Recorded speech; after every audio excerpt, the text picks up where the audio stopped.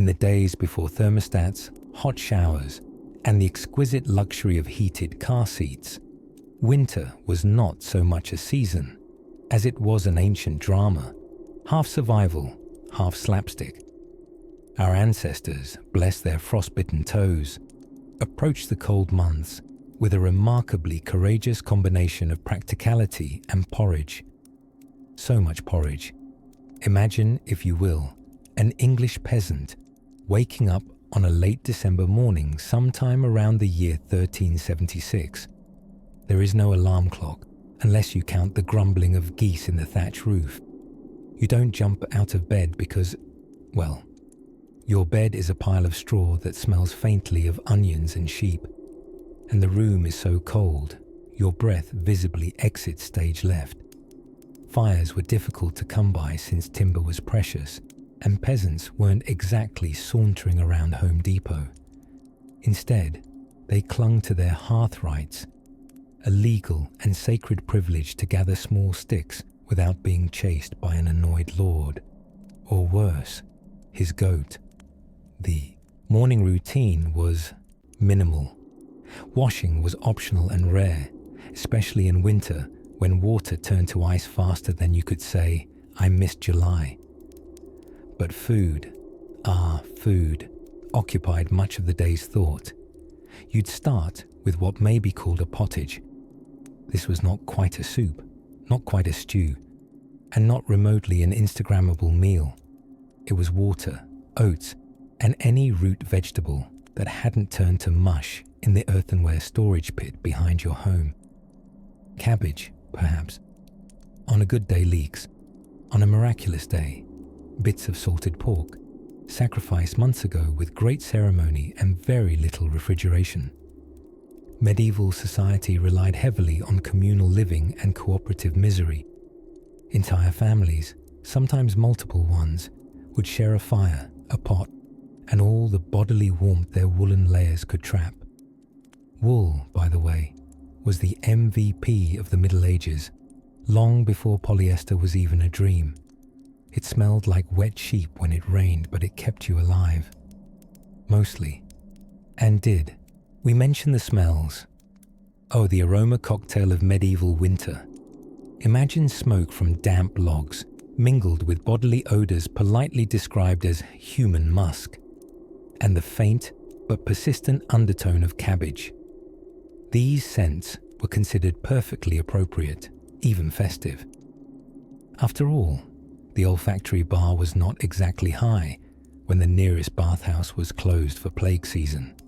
Speaking of plague, fear was another ingredient in medieval winter, generously sprinkled into daily life like cinnamon into cider. Not only did the cold threaten frostbite and starvation, but illness loomed in stale air and crowded rooms. The vague rattle of someone's chest cough could send whole villages into prayers, panic, or enthusiastic applied superstition. Now, before we wander too far into the melancholy, let's pause to remember that winter also meant storytelling. As night fell absurdly early, around 3:45 in some northern latitudes, people huddled in the amber glow of firelight, trading folktales thicker than their only pair of socks. Oral history was the Netflix of the Middle Ages, minus the buffering. The stars outside would blaze brighter in those nights before electricity, and if you could brave the frost long enough to look up, you might glimpse the Milky Way in brilliant clarity, whispering existential truths to anyone not too busy trying to reheat their pottage. Life was hard, yes, but in the oddly cozy corners of these frostbitten days, there was a rhythm, a harmony between human grit, communal huddling, and the eternal bubbling of something approximating lunch. Survival was not guaranteed, but it was often achieved with an inspiring mixture of stoicism and slightly burnt turnips. And in that slow, measured pace, people nestled into the long dark, inching ever closer to spring. But for now, let's linger a bit longer by the hearth, real or imaginary, and let the warmth of this forgotten winter world ease gently through time and into sleep. If these stories help you drift off, please subscribe to the channel. It would mean the world to me. And before you fully fade into dreamland, I would love to know where you're listening from and what time it is there. Let the embers glow softly now. Imagine now, a dusky winter evening some 700 years ago, the sun doing its best impression of a candle running out of wick, fading to embers by mid-afternoon. The sheep have long since gone silent. The geese are huddled up like feathered gossip circles, and the forest answers only in whispering branch creaks. It is the medieval countryside, about as cozy as a burlap sock filled with turnips, and only slightly better insulated. And while we, today, might react to dipping temperatures by adjusting the thermostat or, heaven forbid, putting on socks, the average winter dweller back then had a more thrilling game called Let's Not Die. Central to this yearly drama was the hearth, the beating, crackling, slightly smoky heart of every medieval home. Without it, there was no cooking, no warming of icy fingers, no light after sunset, and certainly no chance of drying out one's only pair of underpants, assuming you'd washed them in the first place. Fire, in the old world, wasn't just comfort. It was survival, society, and something of a deity. Lose it, and you'd lose your home, your family meals, and quite possibly a couple frostbitten toes. But let's rewind a moment. You might picture a roaring stone fireplace with a pleasant little dog snoozing by the flames. But most early winter fires shared less with modern fireplaces and more with the idea of indoor barbecuing. In peasant homes, the fire often sizzled away right in the middle of the single-room dwelling, puffing glorious wood smoke everywhere, creating an ambience that we moderners might call smoked everything and watery eyes. Most cottages didn't have chimneys, not because they hated good ventilation, but simply because the chimney was still on a long sabbatical from common architecture. Instead, smoke curled its way upward through ceiling holes, thatch gaps, or simply lingered until the whole house got nicely marinated. On the upside, this did wonders for keeping insects away and preserved your hanging meats like a Gothic charcuterie board. But keeping a fire alight was no minor affair. Forget casually flipping a switch. Fire starting was a commitment. Imagine trying to ignite damp kindling in the pre-dawn dark with nothing but last night's embers and a strong sense of dignity. Households prized glowing coals like treasure and would bank them under ash at night, praying they'd still be warm enough to coax back by morning. If your embers failed, you might send a child, or your least favorite cousin, to go beg a hot coal next door. Not metaphorical warmth, mind you, an actual fiery lump, carried gingerly in a ladle or wrapped in moss. Sharing fire was an early social currency, like lending your charger to a neighbor, but with a bit more risk of third-degree burns. Even in castles, those stony monuments of drafty majesty, the chill was omnipresent. Picture massive halls with fires large enough to roast wild boar, yet still not sufficient to warm up the walls. Lords and ladies would shuffle around in layers of wool, fur, and good intentions, hoping the heat might eventually reach their toes. Beds often featured heavy curtains, not for drama, but insulation. You might as well sleep inside a stylish textile cocoon, safely nestled with a bed warmer, a little metal pan filled with hot coals placed under the sheets.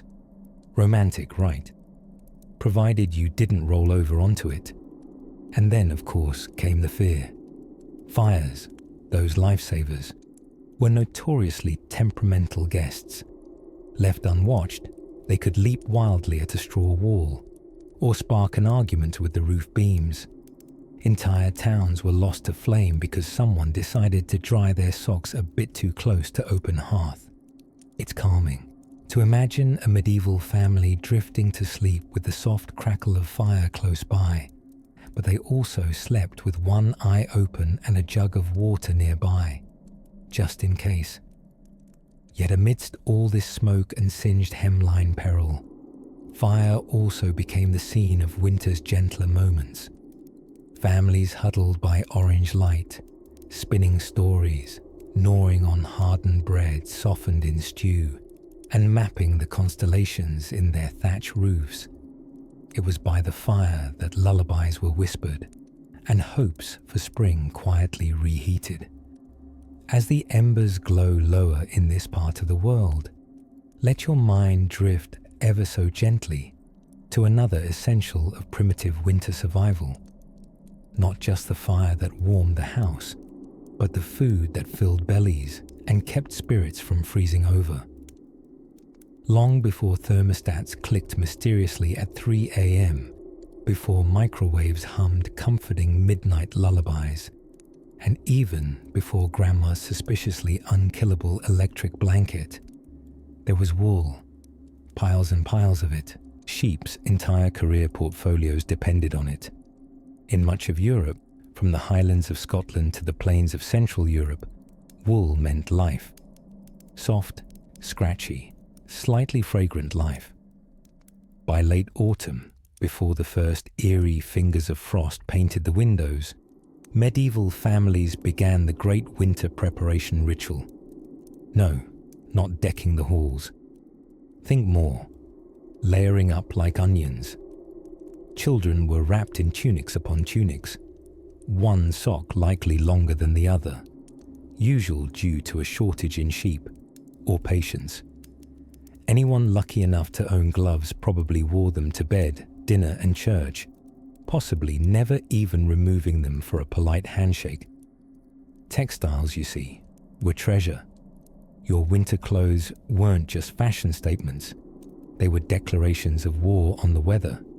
A thick wool cloak meant you were either wealthy, very persistent, or had a deep personal relationship with a shepherd.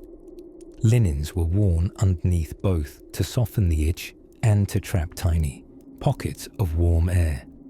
In fact, a well-stuffed linen garment acted like a medieval thermos for your body. We might imagine bedrooms with roaring fireplaces and plush duvets, but for many, fire stayed in the hearth, a central blaze serving everyone in the one-room cottage. That's right, one room.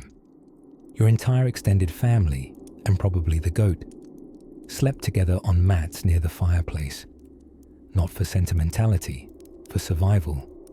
And even that fire wasn't supposed to last all night.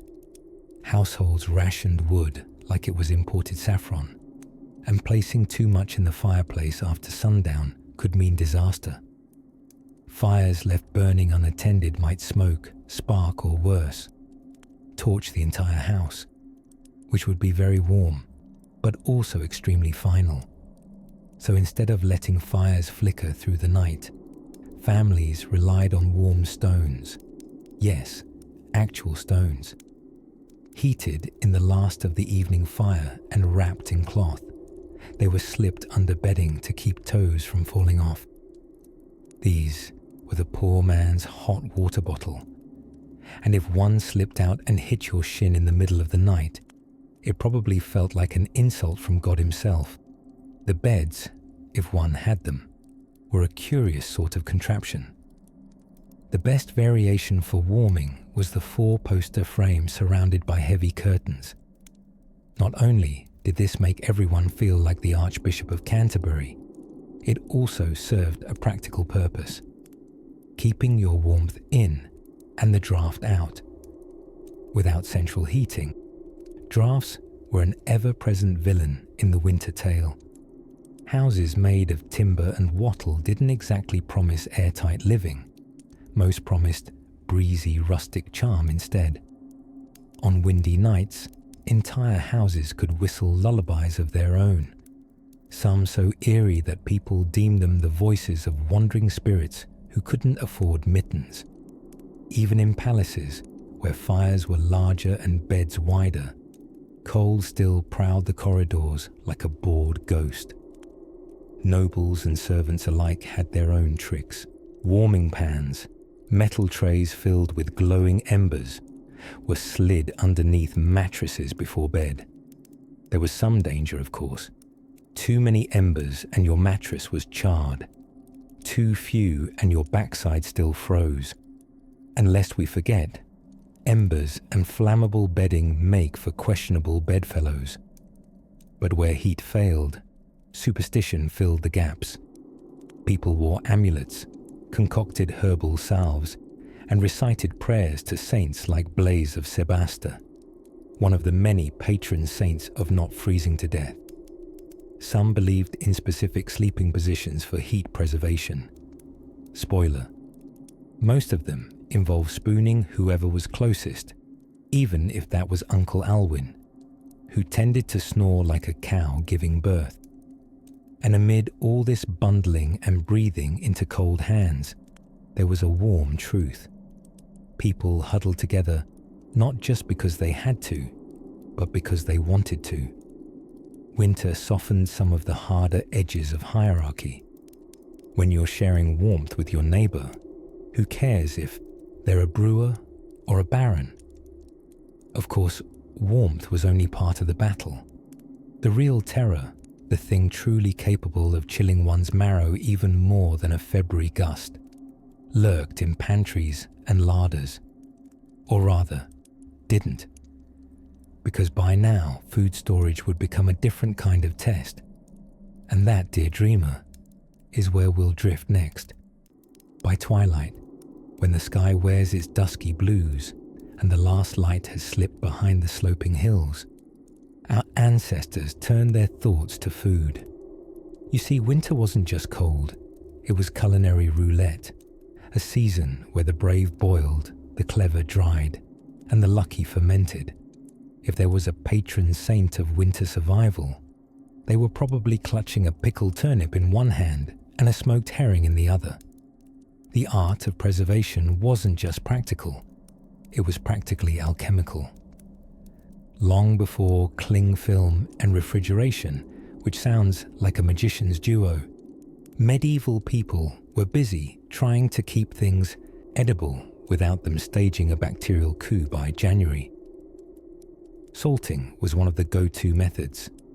Salt, white gold, crisp, grainy, and not to be wasted, was rubbed into meat so thoroughly it could probably withstand a siege. Salted beef, for instance, wasn't just food.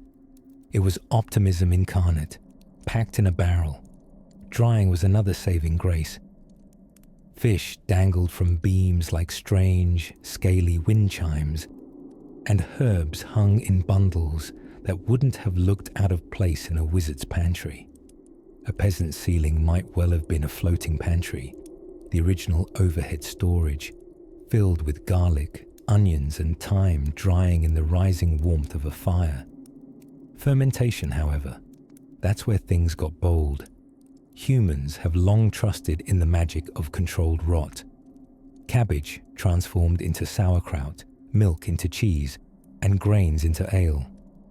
If something could be left to bubble quietly in a corner, someone, somewhere, tried it.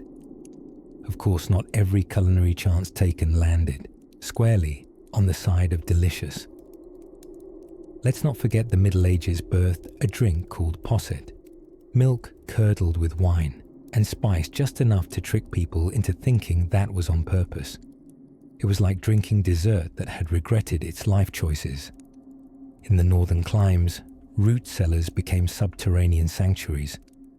Dug under floorboards or into hillsides, these cool shelters were packed with carrots, beets, and potatoes, if you were lucky enough to live in a post-potato world.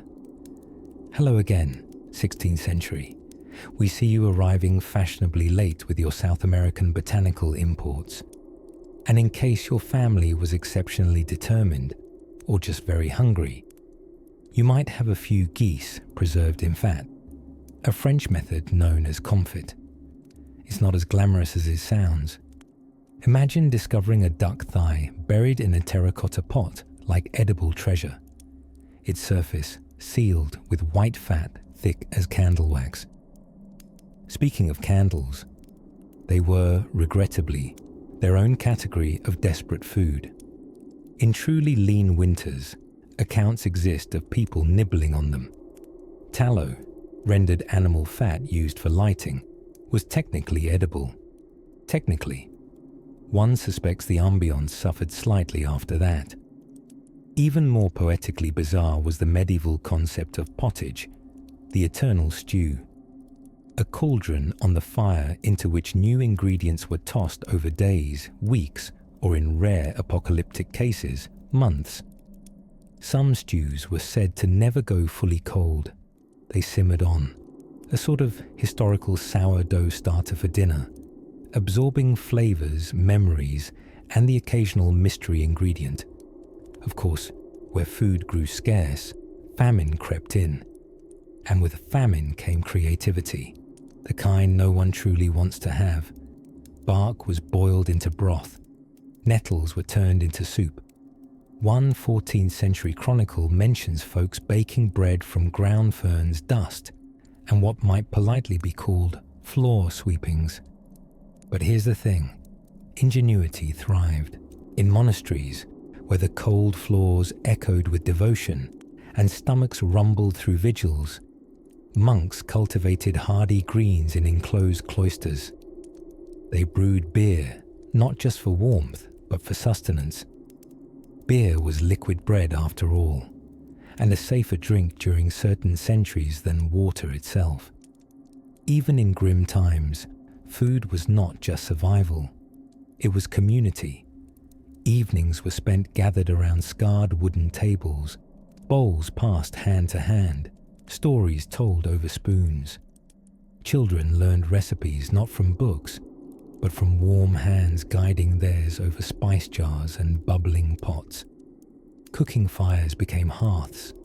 Hearths became memory. And when night stretched their icy fingers across shutters and chimneys moaned with the weight of wind, a well-stocked pantry could feel like a small, quiet triumph. Now, as the night deepens behind our closed eyelids, we turn gently from kitchens to another essential delight of winter survival, warmth. The kind you can sit beside, the kind that crackles, the kind you have to build from scratch each morning when the world is still frost-laced and quiet. But that is a flickering story for another hour. The sound of winter was silence. Not the modern, romantic kind, the kind you hear from a warm room while watching snow fall past double-paned windows, mug in hand, heating bill ignored. No, we're talking about an older, hungrier, crisper silence. One that sat heavy in the rafters of thatched roofs and lingered in the breath that curled live from the mouth in pale clouds. For medieval villagers, particularly in Northern Europe, winter was less about cocoa and more about calculation. It was a season not of excess, but inventory, of food, fuel, and just how far your neighbor's generosity could realistically stretch. In fact, winter was when the optimism of September met the consequences of October, and by December, necessity had taken the wheel, usually steering straight into the realm of very inventive stews. Let's visit the pantry, or rather, the wooden shelf nailed crookedly to the wall of an earth-floored dwelling. The shelves held the proud survivors of autumn's harvest, if you were lucky. Dried beans, turnips, onions twisted into braids, and apples flirting with the edge of fermentation. Meats, if you had them, were salted into tough grey bricks or hung in the smokehouse like leathery wind chimes. Cheese hardened into something more cudgel than comestible. And bread, made long before the word gluten-free ever cursed a medieval baker's ears, grew ever harder until a dinner spoon might double as a chisel. But scarcity breeds creativity, or at least a tolerance for boiled things.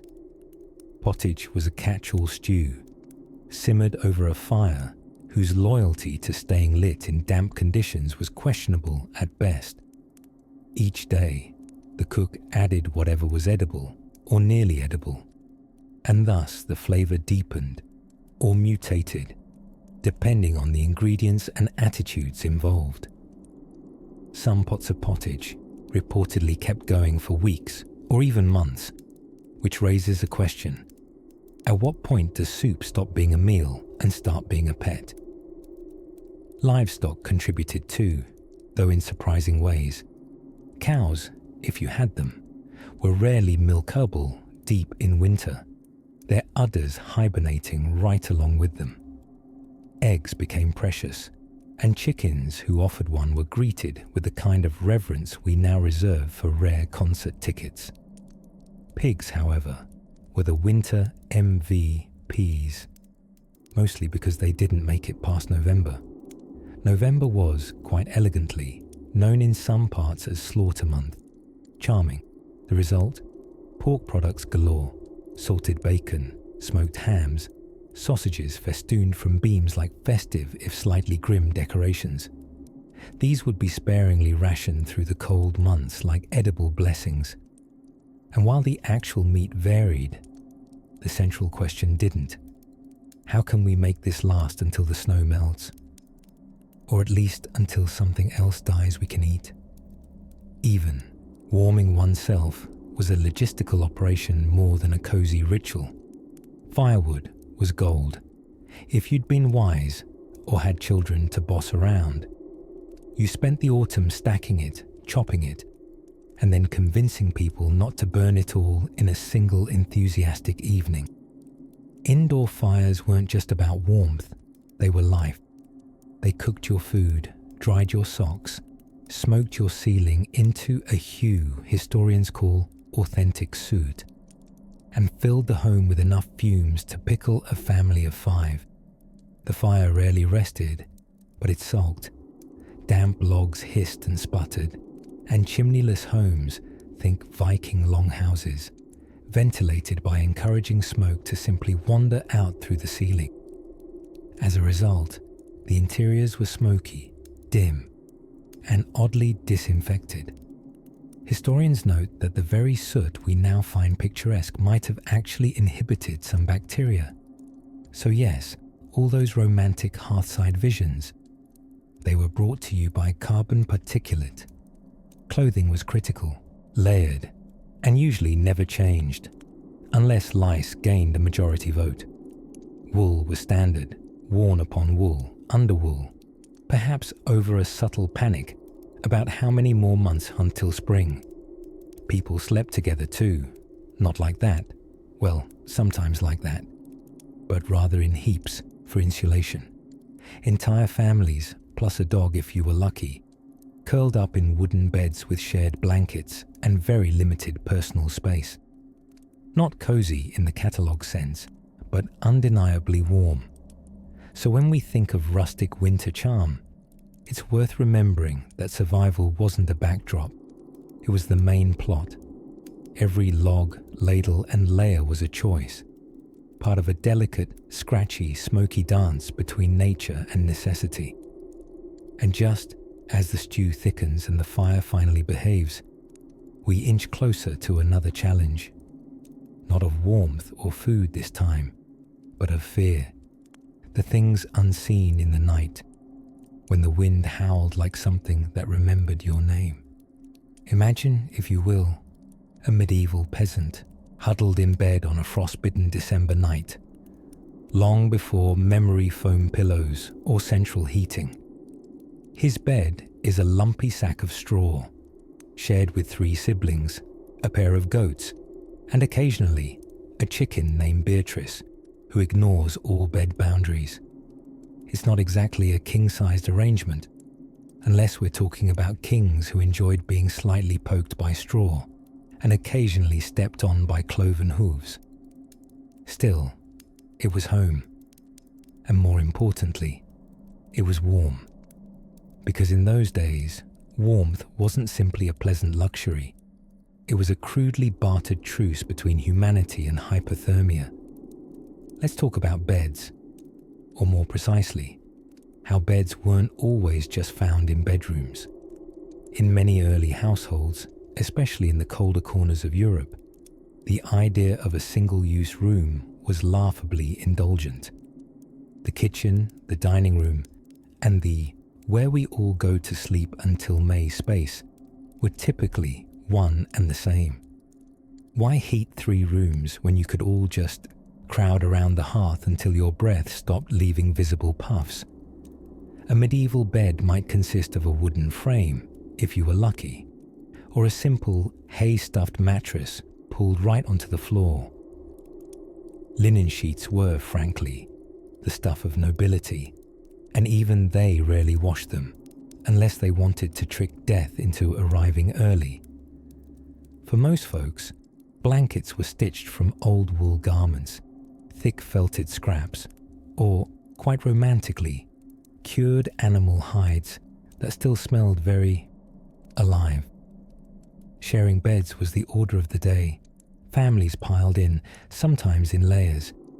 There was even a polite medieval term for it, bundling. Though romantic sitcoms did not yet exist, a full bed of 5 to 9 people certainly led to all manner of accidental cuddling, toe poking, and unsanctioned blanket theft. But what about lighting the way in the dark when nature called, say, across a frozen dirt floor to a chamber pot the temperature of Neptune's shoulder blades?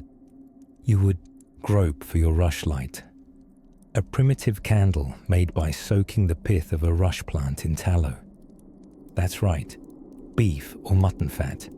It burned dimly, it smoked, and it smelled like dinner had been left out for 2 weeks, in a chimney. And forget matches. You'd either hope the embers in your hearth were still glowing, or you faced the arduous task of flint, steel, and exasperation. In truth, many people never let their fires go out all winter, not out of coziness, but sheer dread of the alternative, freezing to death while trying to remember which bit of flint was actually the flinty part. Fire, after all, was the lifeline in these drafty, bone-chilling abodes. Every home had a hearth, not just for warmth, but for cooking, boiling laundry, and on really wild Wednesdays, drying out damp undergarments. Older houses often had open hearths in the middle of the room, and the entire space, blackened with soot, became affectionately known as a smoke hole. Chimneys didn't become widespread in modest homes until several centuries later, which meant smoke took its sweet time exiting through the roof, slathering everyone in the complexion of a well-roasted ham. A fragrant combination of smoke, wool, sweat, and desperation clung to everything. But at least there was warmth. Kind of. Sometimes.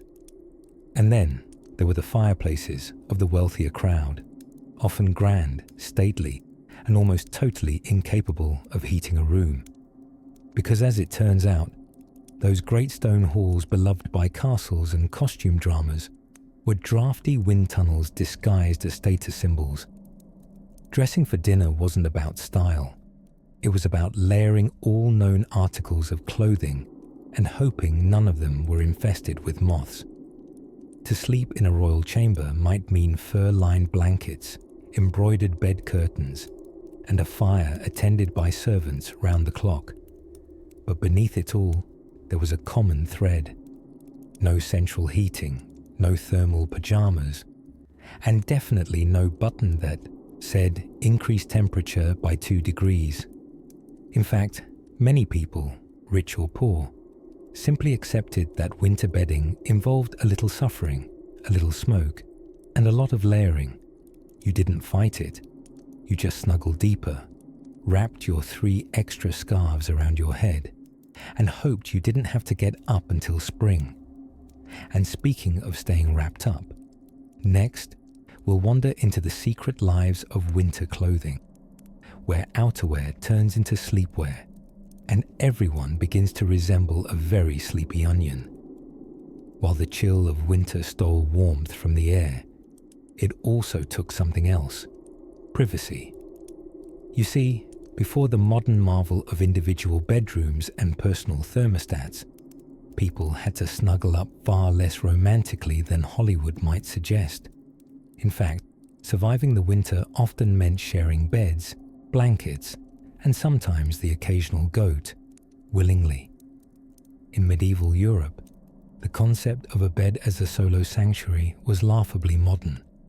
Most peasants shared a wooden frame stuffed with straw, if they had a bed at all. If not, the family would simply huddle on the packed dirt floor, close to the fire and closer still to each other. Parents, children, sometimes a granny or two, all arranged like spoons in a drawer, hoping that the shared body heat might fend off the creeping frost.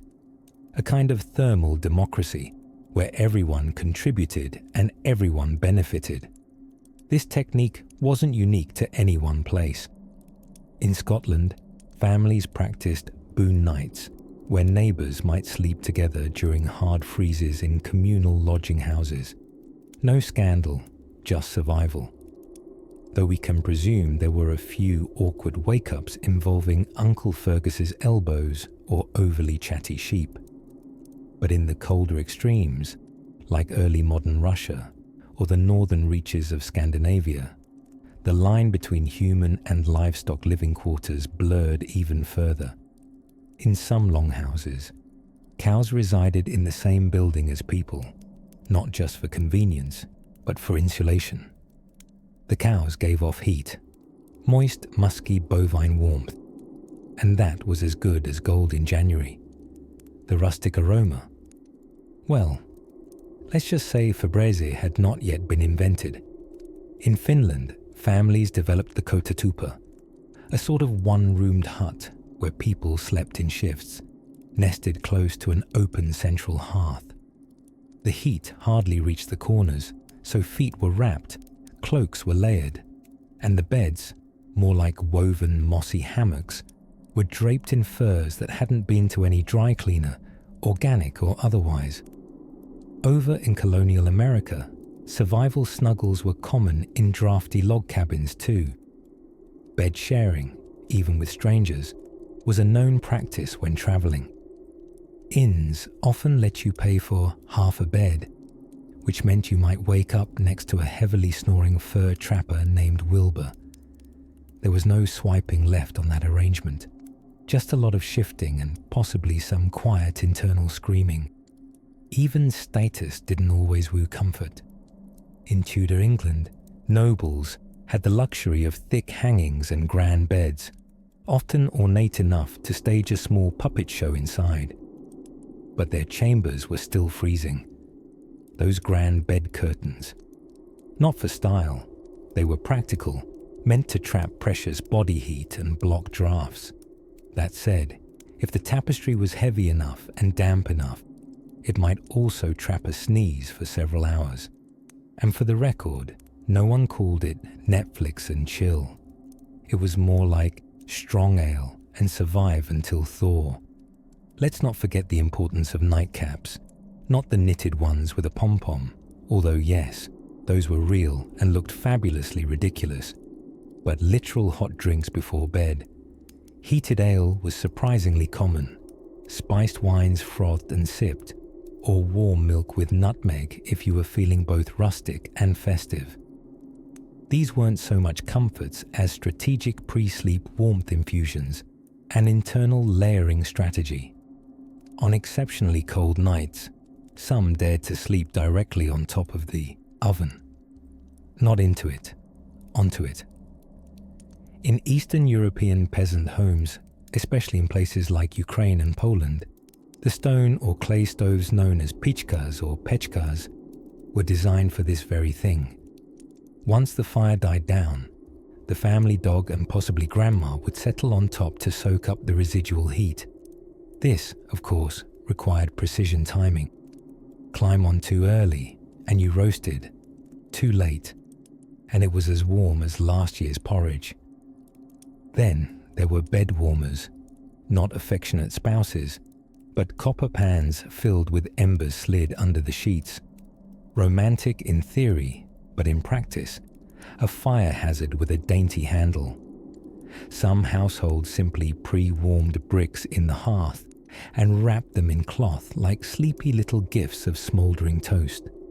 All of this just to shave a few degrees off the nightly cold. Every practice, every cuddle, every slightly roasted foot was part of the great nightly dance between humans and winter. A dance sometimes awkward, often unwashed, and always inventively warm. And with that final ember fading beneath a shared tapestry of generations, let us turn gently toward another winter ritual, ancient and earthy. What exactly happened when nature called at midnight and the toilet was a frozen log? There was a collective sigh that echoed through medieval Europe, a sigh of weary resignation at the shortening of daylight and the lengthening of chilly evenings. As autumn's golden cloak fell to the ground in a heap of crispy leaves, every villager, noble, monk, and stray goat felt it in their bones. Winter was coming, and they weren't ready, but they never really were. Preparing for a pre-modern winter wasn't just a checklist of firewood and soup. It was an elaborate ballet of gathering, preserving, mending, and hoping the cows didn't get ideas about dying at an inconvenient time. And somehow, against frostbitten odds, people didn't just survive. They got a little bit fancy about it. Let us first consider the humble root cellar, which, despite sounding like a gritty fantasy tavern, was more of a culinary treasure chest buried beneath the cottage. It was the medieval refrigerator, minus the electricity, the hum, and the questionable leftover curry no one wanted to admit to. Dug deep into the cool earth, root cellars stored turnips with the dignity they deserved, and kept cabbages from fermenting into science projects. Carrots were lovingly tucked into layers of damp sand to keep them from going limp with despair, and apples were coddled in straw to stay crisp. Hams were salted, fish were smoked, and you could practically hear the food whisper, "We're trying our best." Meat preservation was particularly high stakes. In an age before the freezer aisle, winter without meat was like trying to write a bedtime story without a nap. Salting, drying, and smoking were the holy trinity of survival cuisine. Herring were strung up like edible garlands in coastal towns, and whole communities smelled like a campfire, though no one dared complain, because the alternative was a bleak turnip soup. Again. Now, let's dedicate a moment to winter clothing, which required not only creativity, but the patience of a saint with a needle. It wasn't uncommon for a peasant to wear every garment they owned at once, much like modern travelers attempting to dodge budget airline baggage fees. Cloaks were the go-to outerwear, usually made from scratchy wool, or, if one was lucky, lined with fur, assuming a nearby fox had been both plump and slow. Gloves were rare, mittens were rarer, and socks, well, socks were often just loosely interpreted foot rags. The phrase, "toes in rebellion," comes to mind. Hearths, meanwhile, became the emotional center of the home. Fire was warmth, safety, and the closest thing to Netflix.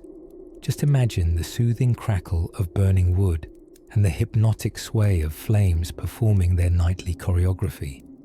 Families would gather around the fire like moths with rudimentary literacy and unyielding opinions about porridge consistency. The larger, wealthier homes had fireplaces big enough to roast an ox and still allow a cat to dramatically stretch out in front of it, stealing all the heat and refusing to move. The smoke situation, however, wasn't exactly serene. Chimneys were a bit of a later luxury in many places, so smoke just kind of lingered. It found its way out through the thatch, the window gaps, and possibly the paws of anyone standing too close. Eyes burned, coughs were common, but it was warm, and that counted for more than clear lungs. In monasteries across Europe, those bastions of contemplation, candle making, and excellent wine, monks had their own rituals to brace for winter. The scriptorium, where manuscripts were copied by hand in dim candlelight, became chillier than a disapproving glance from a bishop. Monks wore long wool habits and composed marginal doodles of rabbits jousting or snails waging war on noblemen, perhaps as a way to stay warm in the soul, if not the toes. Preparations weren't limited to earthly matters. Spirits, both the ghostly and the boozy types, were considered during winter's onslaught. In Celtic regions, Samhain traditions held the belief that the barrier between the living and dead grew thin as the days shortened, and so homes might be richly blessed or guarded with offerings of bread, ale, or oddly respectful turnips carved into frightful grimaces. Elsewhere, distilling became a favoured pastime, turning surplus grains or leftover fruit into something sharp, warming and legal, only if you knew the right bishop. By mid-November, households were buttoned up like a snug doublet, and daily life slowed to a gentle trudge. There was time for spinning yarn, repairing tools, storytelling, and taking up hobbies like candle counting or bread speculation. Do you think we'll run out? Should have salted more butter. Outside, snow muffled everything into a soft, sleepy hush, and inside the smoke curled upward like a whispered lullaby. Which brings us to a darker side of survival, that chilling whisper at the window, the flickering shadows in the longest nights. Not all winter fears were about frostbite or spoiled meat. Some fears were not so easily explained, and as the wind howled beyond bolted doors, ancient superstitions stirred awake. Just over the horizon, the cold wasn't the only thing to dread. There are many sounds that spell survival in winter. The muffled stomp of boots on snow, the creak of a shutter straining against the frost, and, perhaps most crucially, the hiss of something simmering over fire. Tonight, we drift into the kitchens of winters long past, not the polished open-plan types with stainless steel appliances, but the hearth-lit heart of a home where boiling anything was both nourishment and necessity.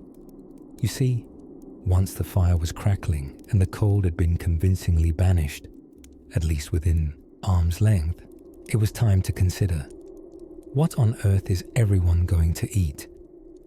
Before modern refrigeration, and long before someone invented the charming absurdity of pre-shredded cheese, keeping food edible in the winter took equal parts planning, creativity, and desperation.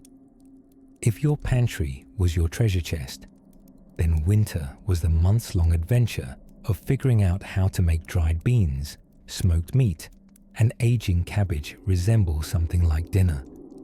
And that was on a good night.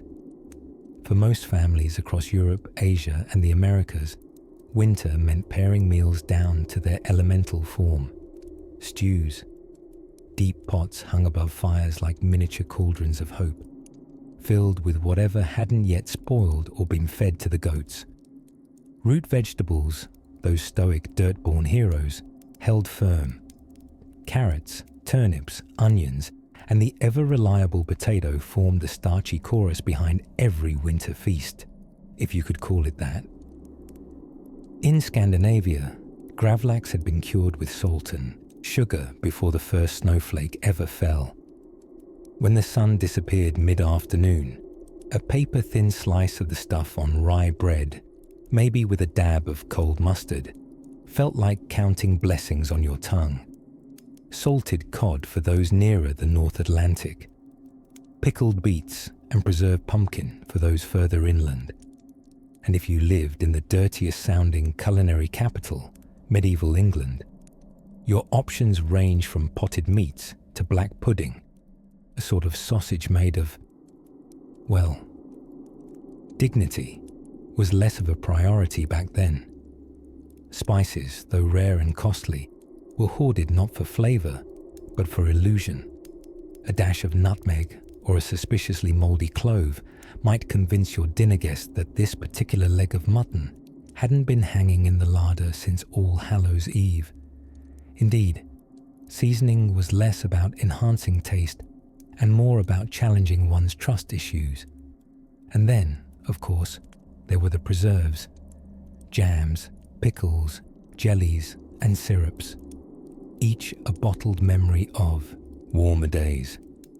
Grandmothers of the 17th century were the original doomsday preppers, tucking cherries into spirits and green beans into brine with a fervour born of experience. You didn't dare question the woman with 47 jars of spiced plums neatly labelled and sealed with wax.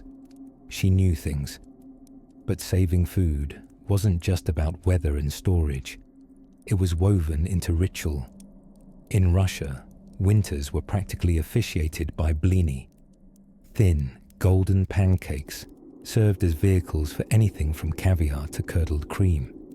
In parts of East Asia, dumplings brought warmth with symbolism, crescent-shaped satchels harboring meat and fortune alike, eaten to invoke prosperity in the coldest times. In Japan, fermentation was your best friend and occasional worst enemy. The mighty miso paste, a fermented soybean delight that smelled like a foot but tasted like umami poetry, transformed a humble bowl of soup into a life-affirming experience. That bowl might just be breakfast, lunch, and dinner, preferably eaten while sitting beside a singular charcoal brazier, trying to trick your toes into circulation. Food during winter was less about indulgence and more about strategy. Calories equaled heat. Fat was survival. And so, butter was licked from fingers, drippings were saved in pots, and the marrow from bones was slurped like a guilty secret. The idea of dieting in December would have sounded like a form of public blasphemy. Yet winter hunger also birthed moments of crucial togetherness.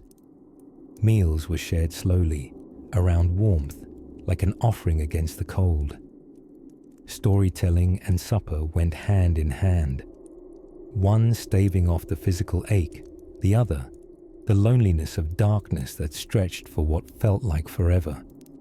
And when the pot was scraped clean, and the last dried apple slice munched with deliberate reverence, there was still tea, or something claiming to be tea, boiled bark, roots, or stale herbs pretending to be important. Either way, it was hot, and it didn't require chewing. Of course, while most were savouring small mercies, a select few, say kings and nobility, were gorging themselves in halls so full of roast meat and flickering candlelight, it felt indecent. In the depths of winter, nothing says absolute power quite like ordering pineapple. As bellies groaned with another bowl of boiling beet soup or well-aged porridge, attention turned to another ancient preoccupation, staying warm long enough to do it all again tomorrow. But before the coals dim and the last spoon clinks against the bowl, there's one more story to feed the soul. Let's let the embers gently crackle and drift toward what protected the body when the fire couldn't reach past the rafters. As the frost crept deeper into the soil and the wind traced its cold fingers across rooftops, the people of pre-modern winters turned their attention to a vital winter ritual, preserving what little food they had before the breath of icy scarcity settled in for good. There was no room for waste, and certainly no refrigeration, unless one counted burying a turnip in a snowbank and praying the neighbour's dog didn't dig it up first. Preservation was both science and sorcery. Every village had its pickling eccentric, the person who'd buried onions in brine in autumn and promised, often a little too confidently, that they'd still be edible come spring. Predictably, these onion keepers became both revered and slightly feared figures in the community. Uttering the phrase "Margaret" of the vinegar cellar was known to clear a room or solve a mild dispute over bread. Salting was another method, and a particularly theatrical one. Long before it was trendy on new Nordic menus, salting meat meant selecting your most promising pig, dispatching it respectfully, and in winter, with fewer flies thankfully, and then transforming the carcass into glorious slabs of survival. Salt, of course, was precious, a mineral both magical and monetary, and those privileged enough to own bushels of it wielded power that rivaled the local miller and at least 1 out of 3 minor nobles. The salted meat would be stored in barrels, layers of meat and salt, stacked like a cavalry of carnivorous pancakes. And come February, when the snow was deep and dinner options thin, opening one salt barrel was akin to inviting an ancestor to supper, someone whose presence you weren't entirely sure you wanted, but who absolutely brought food. Then there was smoking. Yes, the ancient cloud-crafting pastime of dangling meat or fish over a smouldering fire. It sounds romantic, doesn't it? Smoked hams gently swaying in a drafty woodshed, their scent mingling with pine and damp ash. But in reality, you'd sometimes find yourself in a smokehouse with a family of startled squirrels and the lingering aroma of your uncle's failed attempt at drying eel. Still, the process worked, even if it occasionally required telling yourself the stringy texture was simply rich with character. Cold storage, an obvious but crucial technique, involved root cellars, holes in the ground, and more faith in root vegetables than should ever reasonably be asked. Potatoes, beets, parsnips. They lay hidden beneath mounds of straw and soil, whispering their starchy secrets through the long months, hoping they wouldn't be disturbed by mold, rats, or that one cousin who liked to check the food supply too often. Drying was perhaps the most poetic of methods. Sliced apples strung up like little pale lanterns across the hearth, waiting patiently to become chewy, leathery memories of autumn. Grains were carefully stored in sacks, soothed to sleep by dry air and dark spaces. Legumes went into clay jars with wax-sealed lids, offering the promise of flatulence and fortitude in equal measure. All of this, mind you, had to be done before winter's arrival. No one wanted to discover in January that they'd forgotten to preserve the cabbage. Such neglect could challenge the very fabric of household peace. Entire legendary feuds began with someone forgetting to smoke the bacon, or worse, doing it so poorly that it turned to an unrecognizable, resinous tile. Cooking techniques also shifted in winter. With no fresh herbs or wines to splash whimsically into cauldrons, culinary art became an exercise in hopeful repetition. Stew, then stew again, and then, perhaps on Saturdays, a bold new variation. Stew with slightly older carrots. Recipes passed from generation to generation more as cautionary tales than culinary guidance. "Don't season like Aunt Edith did at the Frost Fair of '52, they'd mutter, eyes wide. She put in too much juniper. We had to pretend to like it for weeks. But none of this bleak-sounding ingenuity should be seen as entirely grim. These preservation rituals stitched communities together. A village would gather for butchering day, a sort of oddly festive, blood and banter affair where jokes were cracked as innards were packed. Children ran through snowdrifts carrying baskets of pig's feet, like it was the merriest treasure hunt on earth. And when all was stored, hung, salted, or sealed, people breathed their first real sigh of winter. There would be food.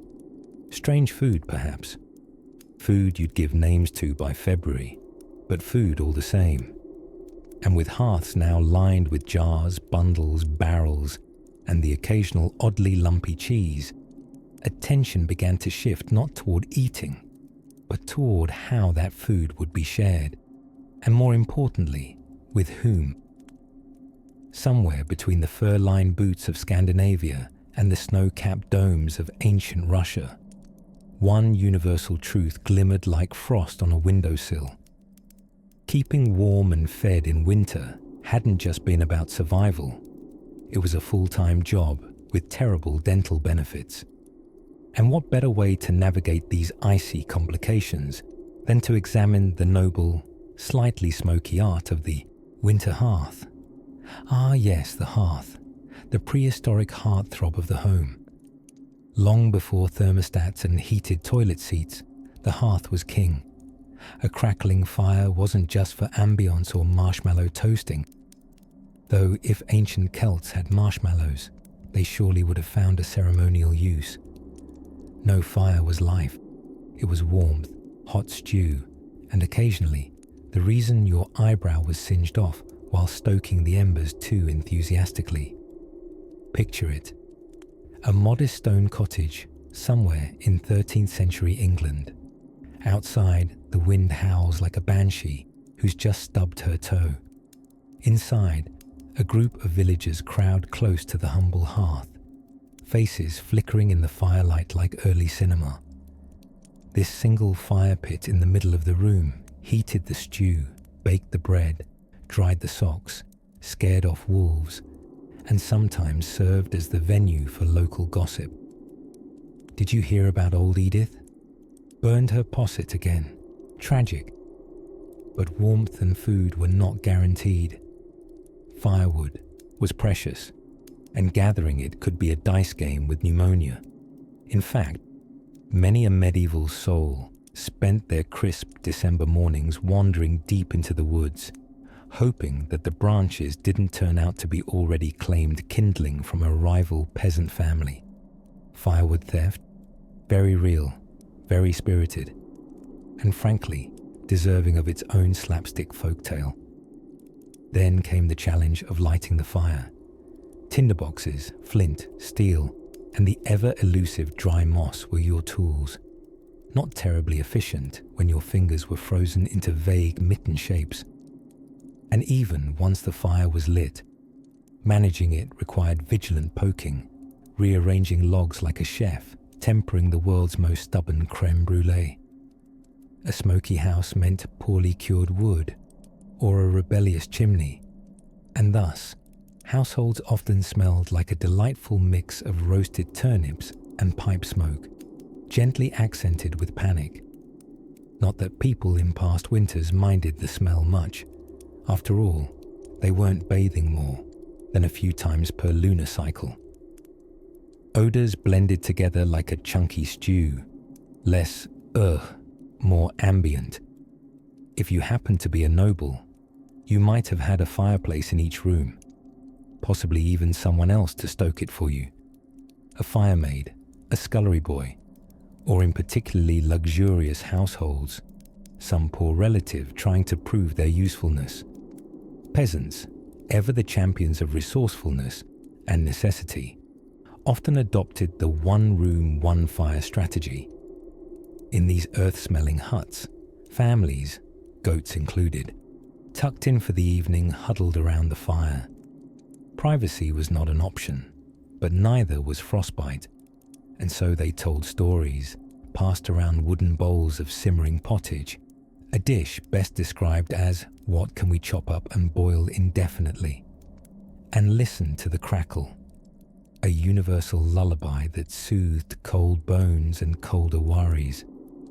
Across the frostbitten globe, however, some solutions were more inventive.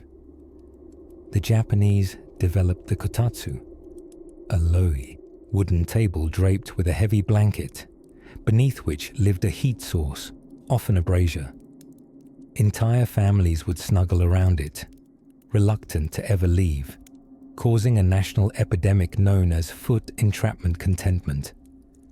Slightly to the west, in Korea, ingenious floor heating called ondol warmed rooms from the ground up. It was the ancient birth of the toasty feet revolution, thousands of years before electric heated rugs and cashmere socks. Meanwhile, in the far north, people didn't just accept the cold, they leaned into it. Inuit people, for instance, built igloos that, despite their icy construction, trapped body heat and fire warmth effectively. Wrapped in thick furs, bellies full of blubber-rich fish, they gathered in these snowy domes built with mathematical precision and a casual disregard for what we like to call comfort zones. And what of the fireless nights, when embers went cold and everyone woke with cheeks pink from the chill? On those occasions, sleepers tucked deeper under woolen blankets, or if particularly lucky, beneath goose-feather stuffed mattresses and quilts, the luxury SUVs of medieval bedding. Children shared beds like kittens in a basket, while grown-ups whispered stories to each other, noses barely peeking from under the heavy warmth of hand-woven covers, because there was something delightfully communal about old winters. Fires were for sharing, and warmth was an act both physical and emotional. The hearth wasn't just where food cooked, it was where daily life folded in on itself like warm bread, where fears about the cold night shrank beside the glow of flickering flames. And as the fire dimmed and the world outside grew still under its frosty veil, warm coals whispered a promise. That morning would come, and with it, new ways to conquer the cold. Next, we drift toward the resourceful ways of using every leftover scrap in a wintry kitchen, proving once again that nothing says survival like soup with mystery ingredients. On winter nights when the wind wailed like a homesick soprano and the stars clung nervously to the black frost sky, nothing warmed the weary soul quite like soup. Yes, soup, humble, steaming, and historically heroic. Before radiators and thermal underwear, it wasn't just a dish, it was an act of survival. And perhaps, dare we say, the original comfort blanket in a bowl. Now, picture a medieval peasant in the 14th century, cocooned in layers of wool, possibly sharing a bed with 3 siblings, 2 goats, and a vague sense of existential dread. The family huddled around the hearth, which, let's admit, functioned more like a smoky suggestion of heat than an actual furnace. There, simmering in a soot-blackened cauldron, was the family's prized possession, pottage. Ah, pottage. An endlessly evolving stew, more philosophy than recipe. You could toss in yesterday's porridge, the last wizened turnip, a marrow bone gnawed to shininess, and some suspicious greens from the forest, seasoned with endurance and perhaps a pinch of salt. Should you belong to the elite class of people who could afford salt, it was food that never truly ended. Each meal was more of a continuation than a beginning, a kind of medieval sourdough starter, but with cabbage. It was less about taste and more about survival, though taste occasionally showed up like a surprise guest. If you were particularly lucky, or had recently stumbled upon a rabbit distracted by philosophical thoughts, meat might make an appearance. Glorious, elusive meat. But for most, meat in winter arrived primarily through rumor. Flash forward a few centuries and a little further north, and we find the Norwegians wrapping themselves in fur, dispensing lutefisk with grim determination. Lutefisk, if you're blissfully unaware, is dried whitefish soaked in cold water until obediently gelatinous, then bathed in lye, momentarily ceasing to be food altogether, and then, miraculously, returned to the realm of edibility through a process that feels less culinary and more like necromancy. It was not, strictly speaking, eaten for pleasure, but it was winter, choices were limited, and lutefisk wouldn't judge you. Meanwhile, in Eastern Europe, babushkas wielded beetroot and horsehair wisdom, brewing borscht as red as a Roman senator's toga. Borscht was warmth in a ladle, nutrition in disguise. It looked like a drink from a vampire's cocktail party, but the flavor, tangy, earthy, and soul-hugging, kept generations going. In Russia's icy grips, it was a declaration that life continued. That flavor still mattered. Historically, winter cooking had to be creative. You weren't just cooking, you were alchemizing. You had to coax flavor out of scarcity, stretch a dried onion across 3 days, and dare to taste things you weren't entirely convinced belonged in your mouth. And so, the evolution of winter fare continued. In the Scottish Highlands, oatcakes and brose, the culinary equivalent of a firm handshake, stood by their people at breakfast, lunch, and dinner. Brose, for the uninitiated, is made by pouring boiling water over oatmeal and allowing it to congeal into something robust, certainly more resilient than it was tasty, but it was hearty, and hearty is what kept folk from perishing in January. In China, the hot pot warmed not only bellies, but conversations. Families would gather in the wan light of dusk, dipping meats and mushrooms into bubbling broth, arguing over ingredients, and momentarily forgetting the iron hush of winter beyond the door.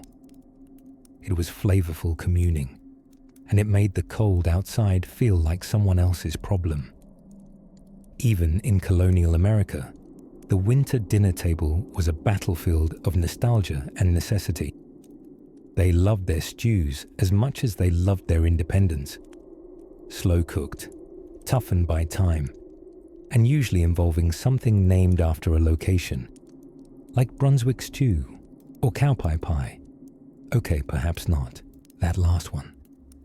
And when the cupboards got truly bare, it was time to visit the root cellar, a dim, chilly room tucked into the earth which, despite sounding like a goblin's summer home, was a marvel of old-world refrigeration.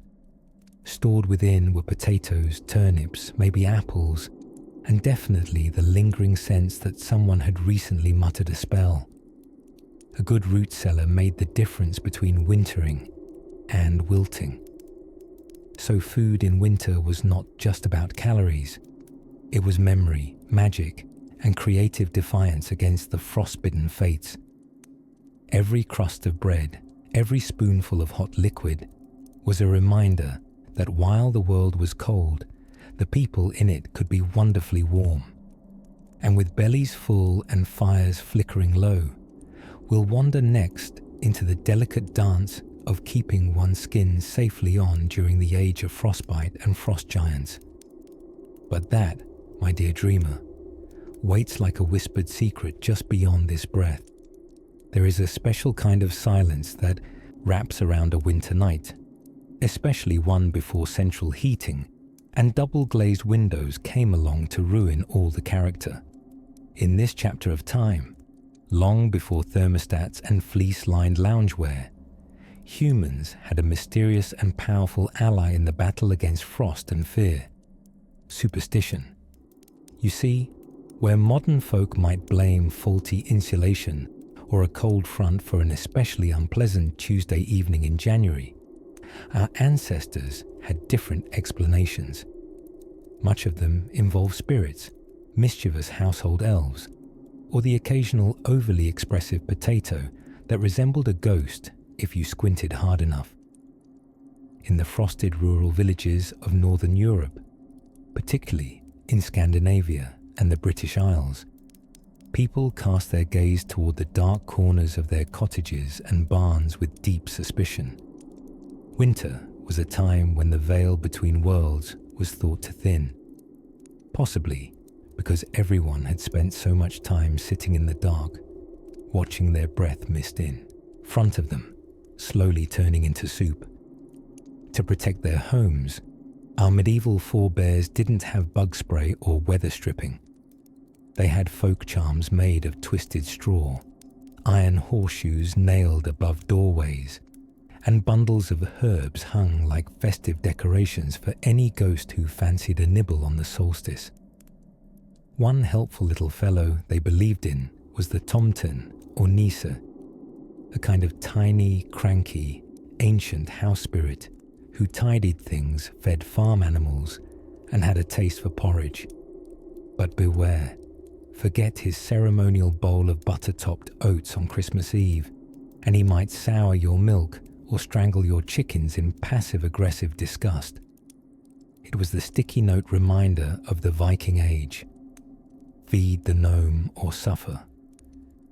Over in Russia, the domovoi served an eerily similar role.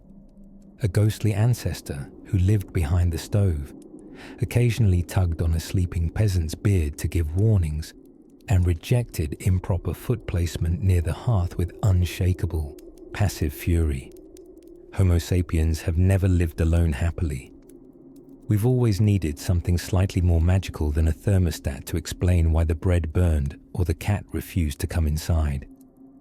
Across the frostbitten map, humans evolved elaborate winter rituals to keep the shadows away. You might have thought of a good fire as a source of warmth and visibility. Not so fast. For many medieval families, fire was also guard dog, shrieking alarm system, and spiritual doorman. Ash from the hearth was sprinkled across doorways and thresholds to ward off malicious entities. Looking into the embers might be considered a form of divination. If you saw a face, it meant death was near. Or possibly just that your cousin Roger had fallen asleep very close to the fire again. The scent of pine, holly, rosemary, and juniper wafting through old longhouses wasn't just interior design. These plants were believed to have apotropaic powers, a lovely word that essentially means stay away evil things. We're full of needles. You can still sense echoes of this today. Whenever someone insists on burning a vaguely overpriced winter-scented candle to clear the energy. Even the architecture of homes turned a bit anxious in colder months. Double doors were closed not simply to keep out wind, but as a barrier to keep wolves and worse from stepping in for a late-night snack. Windows were tucked with oiled cloth or thin horn-based sheets before glass was widely available. And behind those primitive panes, families gathered close, telling stories not just to pass the time, but to keep the dark at bay. And those stories, yes, they were often a blend of warning, entertainment, and subtle peer pressure to behave in the presence of grandparents. Tales of icy lakes that swallowed careless children whole, of frost spirits dancing on the eaves, of shape-shifting beasts that punished selfishness with cleverly placed icicles. We might scoff now, armed with LED fairy lights and outlets that spark joy instead of actual fire. But their world, glittering with strange fears and mystical protections, had a kind of poetry, one that wrapped around them as tightly as woolen cloaks and whispered, "Be wary, but not alone." For as night deepened and the wind scratched at the shutters, those charms, stories, and invisible companions gave structure to chaos. They made winter not just endurable, but a little magical. Cold was easier to bear when explained by something with a name, be it ghost, elf, or beard-pulling domestic phantom. And as you drift now deeper into this gently superstitious past, let us turn toward the beating heart of winter survival. Not the fire or food, but the people. Wrapped in down and doubts, gathering close for warmth, and dreaming together of tomorrow's thaw. As darkness deepened earlier each winter afternoon, and the sun began treating humanity like an ex it no longer texted back, people of the past faced a daily question more pressing than, "What's for dinner?" And that was, how do we not freeze while answering it? Tonight we step closer to the hearth, to the warm, crackling center of wintertime life, where stories, stews, and socks all come to be warmed. Fire, the ancient, flickering roommate humanity never asked for but couldn't survive without, would take pride of place in the winter drama. But taming fire and keeping it lit through long, frigid nights was no gentle task. It was a job, a strategy, an art, and occasionally a matter of pure luck and stubbornness. Picture it, your average humble dwelling, somewhere between cottage and glorified potato cellar. The fireplace, a smoky, sooty, spit-stained altar, was the nucleus of survival. Families pressed in close to the hearth not out of sentiment, but out of practical desperation. Too far from the fire, and your nose might freeze. Too close, and your woolen clothing might spontaneously commit arson. Beyond physical warmth, the fire also did double duty as chef in residence. Porridges simmered like sleepy cauldrons, and root vegetables surrendered their starch in the warm embrace of smouldering coals. Bread might be baked if you had flour and hope. Meat roasted slowly if you had meat and a good relationship with your lord, your neighbours, or the pig you'd raised all year with increasing guilt. For many families, banked coals were guarded like sacred treasure. Overnight, when the fire was no longer fed, it had to be carefully buried in ash, a technique known as banking the fire, designed to keep embers quietly alive until morning. If successful, it meant you wouldn't have to start over with flint and steel at dawn, a tedious, mood-ruining task that often made adults swear and children learn new vocabulary. But fire was capricious, even when tamed. Chimneys, where they existed at all, were often glorified holes in a thatch roof, which meant smoke didn't always rise where one might prefer. The ceiling beams blackened, the walls darkened, people coughed, their eyes stung like love letters from onions. Entire households emerged in spring smelling like smoked jerky and boasting the lung capacity of damp biscuit tins. Still, for all its smoke and seduction, fire demanded fuel, and fuel was not exactly Amazon Prime delivered. Throughout the autumn months, gathering wood became a community obsession. Do we have enough firewood? Was the medieval equivalent of, do we have enough Wi-Fi? A soul with insufficient wood might start trading possessions, favours, or dignity for more logs as winter deepened.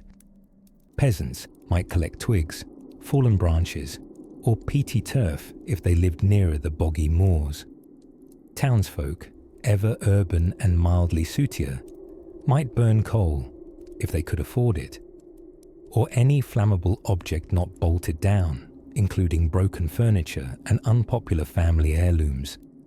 The wise stocked up, the unwise suffered, the truly unfortunate froze. And there, amid the quiet crackle of the night, clever inventions stirred.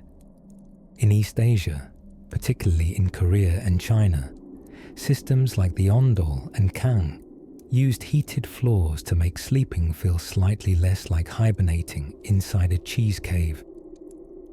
Romans had hypocaust, subfloor heating systems that felt, at their best, like being gently roasted in a marble-clad bakery. Meanwhile, in Europe, ingenuity flamed brightly in more modest forms. Clay stoves, iron grates, the brave and reckless use of night pots, positioned entirely too close to open flames. Fire became an equation balancing heat, oxygen, and caution. A necessary dance with danger, like juggling candles near a curtain, just because you want to read about heroic mice after dark. And as the winds wailed around the corners of timbered homes, the fire was more than physics and warmth. It was myth and morale. Families unrolled stories like blankets, tales of saints who lit the night with miracles, of witches and will-o'-the-wisps. Children leaned close, their noses pink from the icy air, soaking in every word and every ember's glow. Fire didn't just warm bodies, It warmed the soul. It made fear flicker smaller. And amid soot and story and slowly simmering stew, the world felt just bearable enough to sleep through. As the fire dims to gentle coals and old logs shift in their rest, we curl closer under our imagined woolen blankets, preparing to discover how ancient minds began inventing ways to cheat winter's grip, not through brute survival, but ingenuity. In the velvet hush of winter's deepest nights, one necessity hummed gently at the center of every human dwelling, no matter the century or continent: warmth. And at the heart of that warmth, literally, was fire. Not the whimsically decorative kind posing politely behind glass in modern fireplaces. No. We're talking about the hungry, sooty, crackling beast that dined daily on whatever could be coaxed into flame, and occasionally tried to consume the house along with it. Before central heating made warmth a matter of turning a dial, the hearth was the soul of the home, both a savior and a soot-smeared menace. Its crackle was the lullaby of long nights, its smoke the perfume of survival. The fire needed to be fed, soothed, defended, and occasionally scolded like an unruly pet. In ancient times, maintaining fire through the winter was practically a high-stakes game. For Neolithic folk, especially those cozying up in damp caves with mammoth hides and questionable draft-proofing, starting a fire from scratch was both arduous and dangerous. So rather than relighting it every day, families would tend their embers obsessively, nursing them through rain, wind, and the occasional mammoth sneeze. Some cultures even had spiritual traditions attached to the firekeeper of the home, a sacred role often entrusted to the eldest woman or the most patient child. If the hearth flame died out, well, it was practically like the Wi-Fi going out during a blizzard today.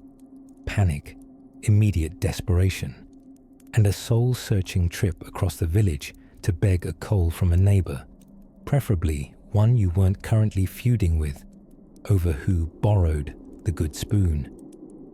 In medieval Europe, fireplaces became more than life support. They were architectural centerpieces. Grand, soot-chiseled stone hearths in manor houses doubled as cooking spots, gossip corners, and makeshift drying racks for socks, herbs, and occasionally the lord's disgruntled hunting hound. In peasant cottages, hearths were more pragmatic, often open holes with a sleepy bed of ash and iron pots swinging over the fire like medieval tea kettles. Yet fire wasn't just warmth, it was also light, and before the modern miracle of bulbs on demand, fires were how winters were kept visible. After sunset, which crept in scandalously early in December, the hearth's flickering glow lit everything from mealtimes to knitting circles. The light danced on wooden walls and weathered faces, making every home a tiny theatre of shadows and whispers. But let's not romanticize too eagerly. This same hearth aired grievances, dried tears, and sparked marital debates over whether that was enough firewood, or should we really burn those twigs you found near the churchyard? The woodpile was a currency of comfort and status. Full stacks hinted at foresight and strength, while half-empty ones whispered of long, cold regrets and someone pretending not to have skipped their turn at chopping. Speaking of firewood, imagine the sheer logistics. It wasn't just about finding wood. It needed drying for months. Wet branches were a common rookie mistake, greeted with ridicule, smoke-choked rooms, and the ignominious title of cinderfool. Ash, oak, and chestnut burned well. Poplar burned like soggy toast. Birch looked nice, but in a world without scented candles, aesthetics got you precisely 0 degrees of warmth. And then there was chimney cleaning, a festive winter tradition involving small boys, scraggly brushes, and a total disregard for personal hygiene. One can only imagine the joy of realizing that your chimney, full of soot and old crow nests, had decided to rebel mid-January. Entire towns had a love-hate relationship with the fire, grateful for the heat, skeptical about the frequent roof ignitions. Still, none of this dissuaded humans from tending faithfully to their flames. The hearth was where bread rose and stories curled on tongues like smoke. It was where boots steamed, kettles murmured, and cats achieved preposterous levels of coziness. Fire was life, but also a lesson in respect, because whether it flared gloriously or sulked into ash, the home fire reminded everyone, not just of heat, but of vigilance, generosity, and the way a tiny spark can warm a world.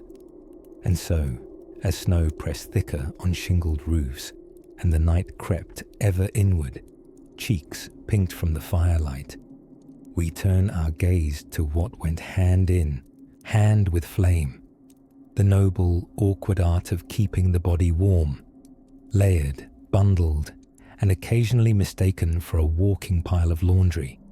In the heart of winter, when snow blanketed rooftops like icing on too stale cake, medieval towns had an odd way of staying connected, through gossip and grandmothers, both of whom were more consistent than the sun. As the days grew darker and the night stretched like an old cat beside a hearth, people didn't retreat entirely into silence and solitude. No, the human spirit found comfort not just through fire or fat or faith, but also by talking. Talking, murmuring, complaining, storytelling, exaggerating, accusing the neighbor of letting his goat run freer than his morals. These were the social lifelines of the cold season. Gatherings in winter were a delicate balance. Too many people crowded too close, and the room steamed like a turnip stew. Too few, and you risked sitting in a silence so long it began to grow a beard. So instead, villages leaned on a long, noble tradition that has existed since humans first realized that huddling together served both warmth and wisdom. The local alehouse.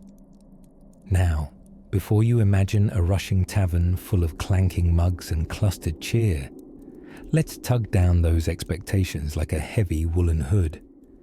Most medieval alehouses were small, dimly lit front rooms, sometimes just the better-smelling end of someone's actual home.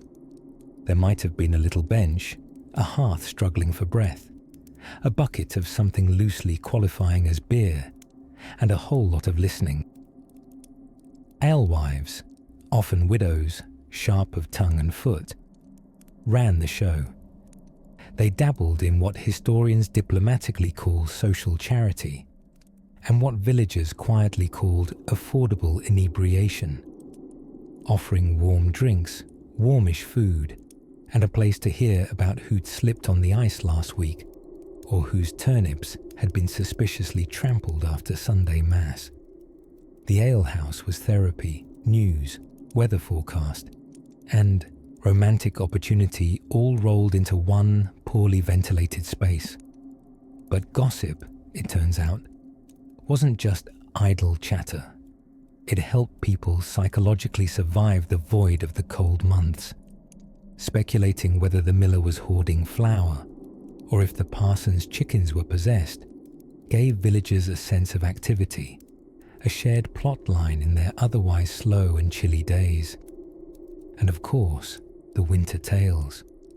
These were spun slowly, like wool, designed to stretch long into the evening.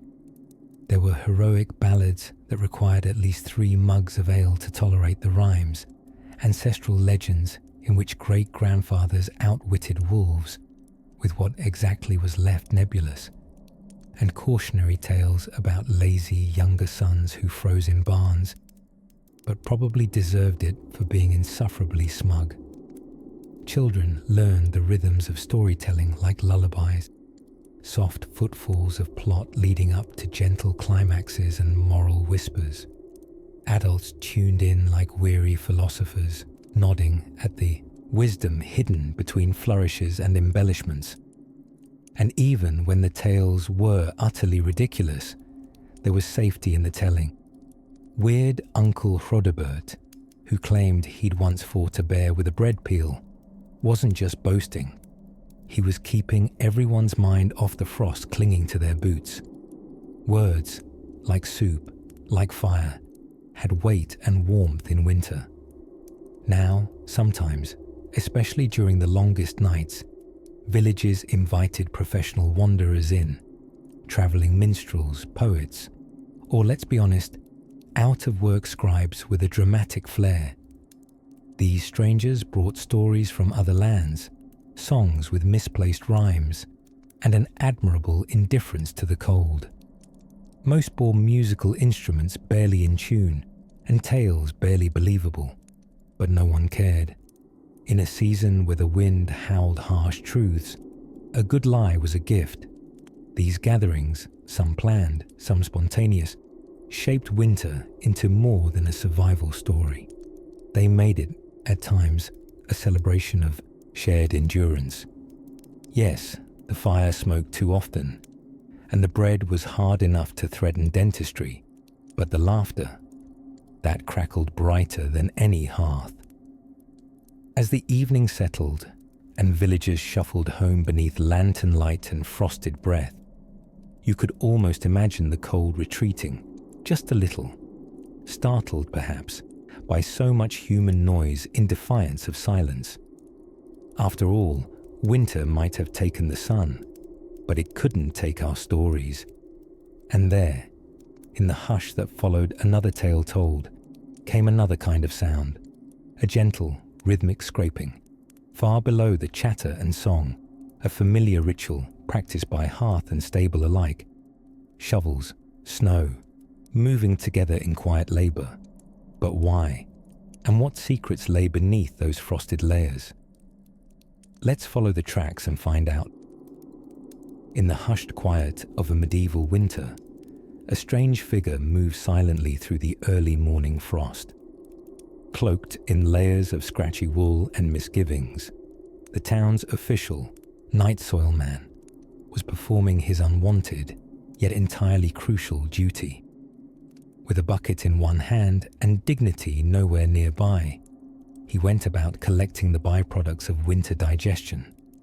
Humans had to, do their business, even when it was snowing sideways. Before modern plumbing, sanitation in the colder months was a high-stakes game of not slipping on something you'd rather not identify in the dark. Yes, winter survival wasn't all roaring hearths and festive carols. It was also cold chamber pots, awkward privies, and the sort of smell that could redeem even the most distant relative's invitation to spend the season elsewhere. But let's rewind from the olfactory horrors and slip instead into something a little more fragrant. Herbal remedies. Ah yes, long before cough syrup commercials and suspicious wellness gummies, winter medicine was brewed in kitchens with names you'd hesitate to gargle. Cures came steaming in cups of thyme, sage and hope.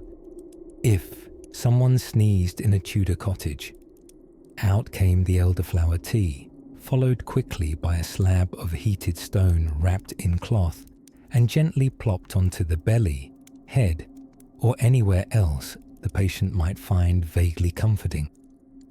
Medicine, in these times, was about managing expectations and avoiding leeches like the plague, or ironically, to treat the actual plague. In colder climates, healing was equal parts folk wisdom and sheer optimism. Garlic was strapped to necks, feet were dipped in mustard seed baths, and if you coughed too hard around Granny Mabel, she might just rub bare fat on your chest and call it divine intervention. Soup became a medicinal marvel, the original prescription broth, which, depending on geography, could contain anything from boiled onions to prehistoric vegetables that looked like they'd tried to escape the garden and failed. But for the bedbound, tucked beneath threadbare covers stuffed with straw. Warmth was the rarest medicine of all. Enter the bed warmer, an object that truly sounded more comforting than it actually was. It consisted of a long-handled metal pan filled with hot coals, slid between the sheets to pre-toast your sleeping quarters. Of course, if one got too enthusiastic, a flaming mattress might replace the chill. And history does have at least a few accounts of charred linens and, shall we say, exuberantly ventilated nightgowns. Others used what was affectionately known as a brick warmer, a simple stone or brick heated by the hearth and then wrapped gently in cloth to avoid third-degree burns on one's derriere. It's difficult to imagine today's heated mattress pads requiring such careful dismount procedures. Still, the greatest healer of all may have been distraction. In the face of bitter cold and toothaches that carried the emotional weight of sonnets, people turned to stories. Winter was, and still is, the perfect backdrop for a good tale. With nothing but candlelight and creaking beams overhead, storytelling was both entertainment and therapy. Families huddled together under blankets while elders spun yarns of frost giants, forest spirits, and the suspicious fate of the man who stole milk during the solstice. These tales weren't just spooky fun. They were cultural glue. Every region had its own wintry legends, each with the same moral, more or less.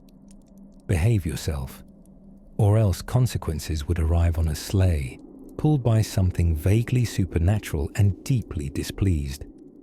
But among the most soothing of all winter distractions was music, soft, plucked on lutes or whispered through flutes carved from bone or wood. A lullaby hummed near a crumbling stone hearth could make a child forget the starchiness of their wool underclothes and the perpetual smell of cabbage that winter always seemed to bring. Music warmed what fires sometimes could not. And it was in these moments, beyond the practicalities of fire tending and food hoarding, that communities found warmth in each other. Whether huddled around a shared pot of stew or fumbling with a leaky roof while snow carried on as if invited, people wrapped themselves, emotionally, if not physically, in a quilt of shared humanity. So from medicinal brews to ember-warmed bricks, winter was endured not just with physics, but philosophy. Because when all else fails, and the goat got into the pantry again, sometimes all you could do was laugh, tell a story, sip something herbal, and hope the roof didn't cave in until spring.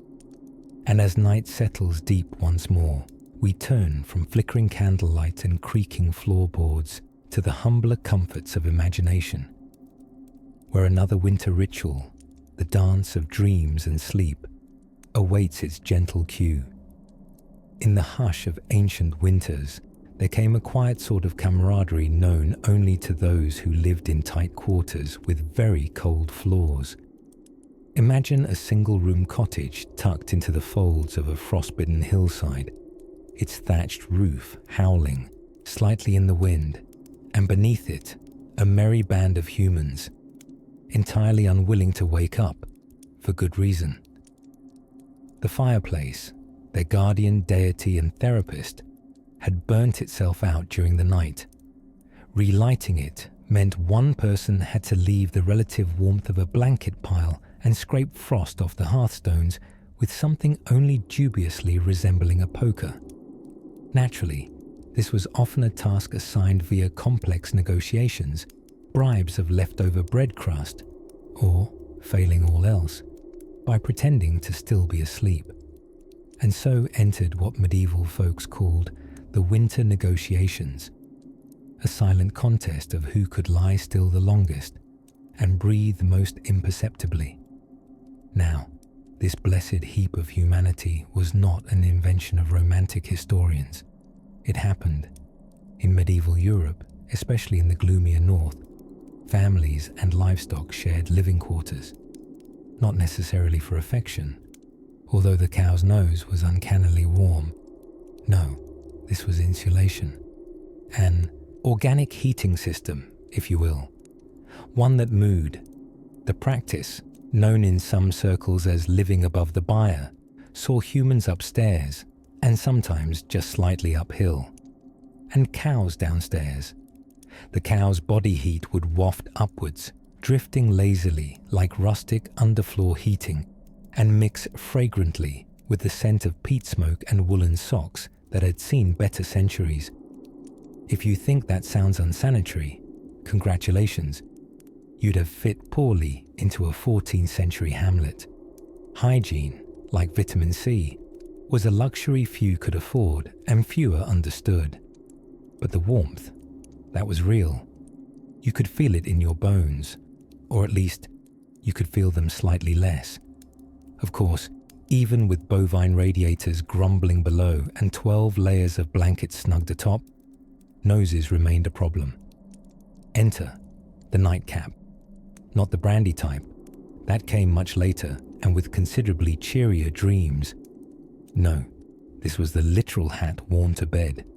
Not, as one might assume, by Victorianists, poets with sensitive skulls, but by peasants, kings, and every snoring soul in between.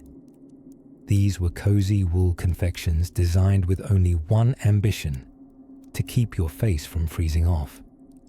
And while we're covering bedtime fashion statements, let's not ignore the bed sock, essentially the world's least glamorous slipper, or the simple trick of wrapping one's feet in sackcloth. It may not have been chic, but it was warmer than frostbite.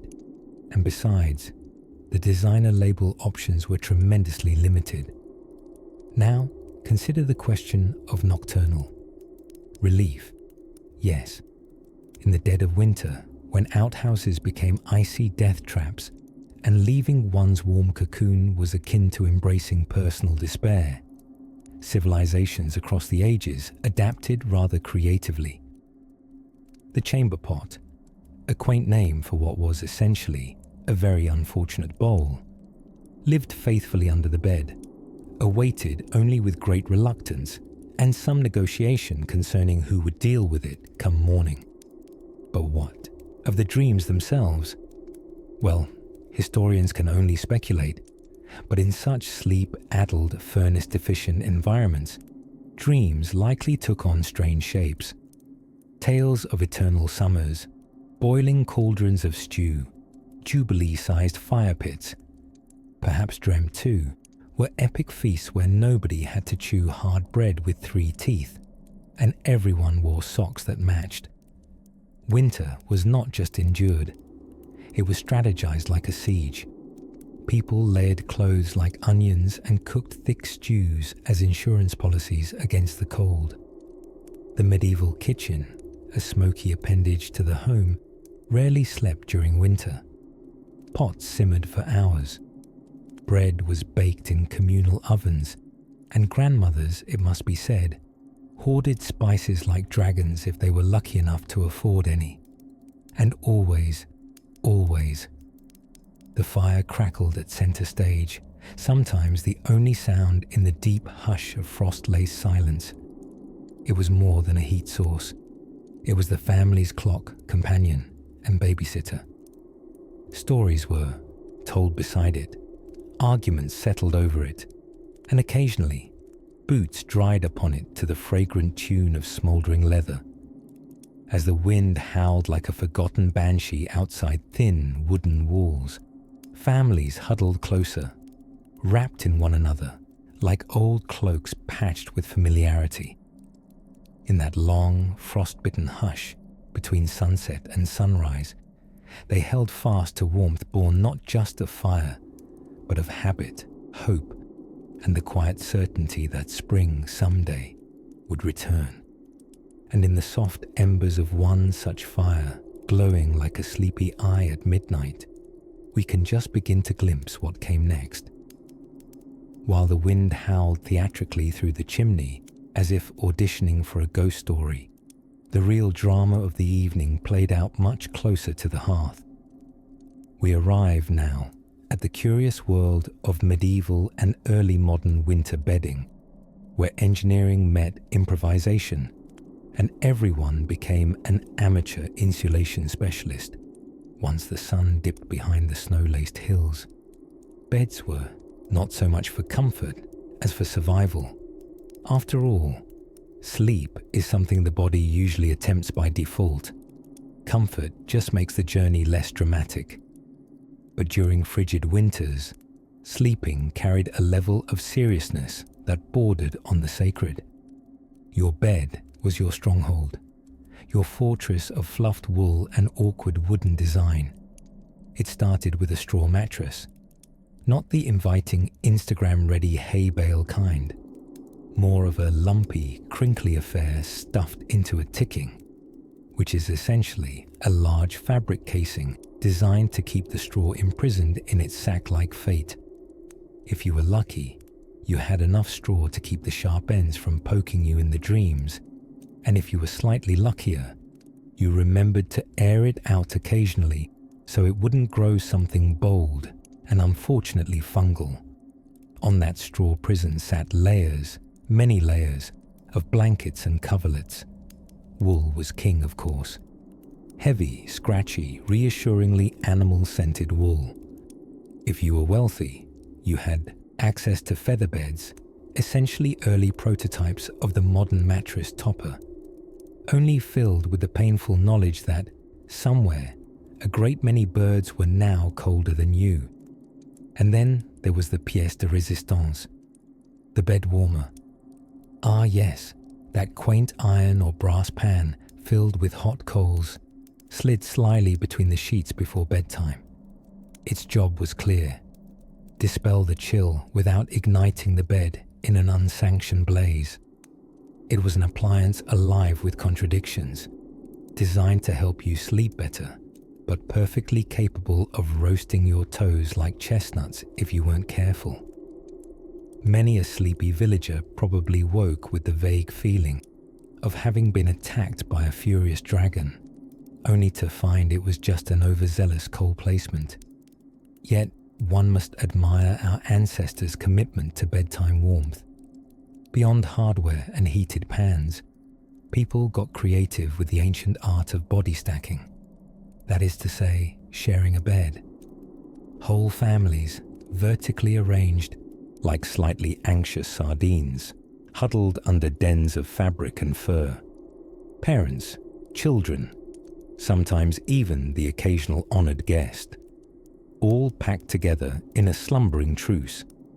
There was warmth in numbers, and also a degree of logistical confusion over where your leg ended and your uncle's began. This arrangement led to some peculiar bedtime regulations. For example, nightcaps weren't just for Dickensian drama. They served a real purpose in the pre-central heating age. With only your nose daring to peek above the covers, keeping your head from turning into a medieval popsicle was essential. Hence, the long, droopy, thoroughly unattractive knit caps that covered one's skull like a sleepy elf's helmet. Bedrooms themselves, when they existed, were multi-use spaces. In a modest home, the main room served for cooking, eating, storytelling, and, once the fire had dulled into sleepy embers, for a sort of collective horizontal night in.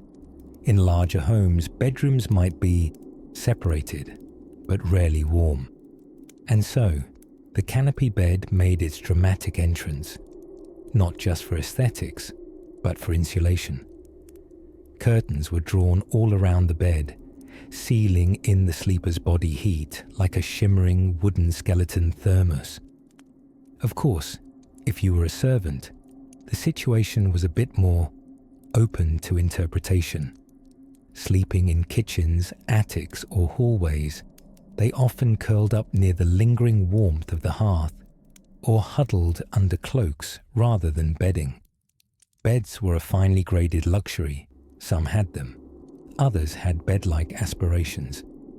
In the wintertime, dreams were layered just like the bedding itself, fluffy, tangled, occasionally uncomfortable, but deeply human. The scent of wool lingered in the air, mingled with faint wood smoke and the fading warmth of a fire now mostly memory. All of it wrapped each sleeper in the gentle reassurance that spring, eventually, would return, though not before a few more icy nights negotiating foot space with one's cousins. And as the fire in the hearth dwindled to a luminous hush and the last sleepy murmur disappeared behind the bed curtains, we turn quietly toward what lies not in the warmth of bed, but in the cold passageways beyond, where even the boldest soul must ask the eternal winter question: how does one visit the privy without waking entirely? Let's gently pull our blanket closer and drift on. A soft snow had begun to fall, the kind that seemed more decorative than dangerous, like nature's final light dusting of powdered sugar over an already well-iced cake. In some ancient village where chimney smoke blended seamlessly into wintry clouds, people were settling in for the kind of evening that demanded more layers than logic, and at the very heart of everyone's concern, not love, not poetry, not even gossip. It was soup. Ask any medieval villager staring into a bubbling pot. Winter was the season of grave decisions. Do you use the last of the leeks today, or risk frostbite, rummaging through frozen ground to maybe unearth a turnip tomorrow?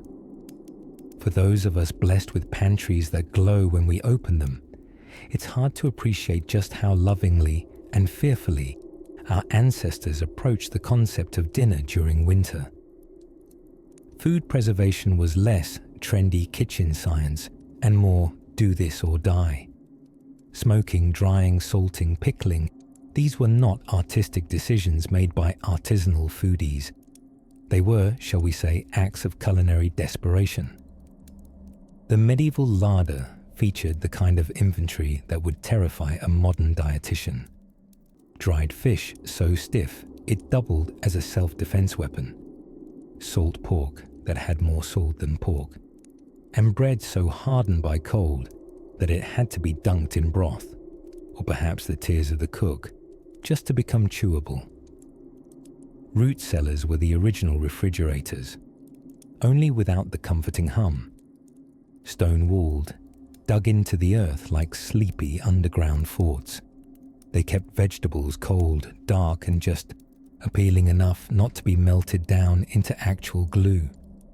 Apples stored in straw-lined crates, onions hung in braids like edible garlands, and potatoes resting in quiet, dirt-dusted heaps were the exhausted heroes of the long season.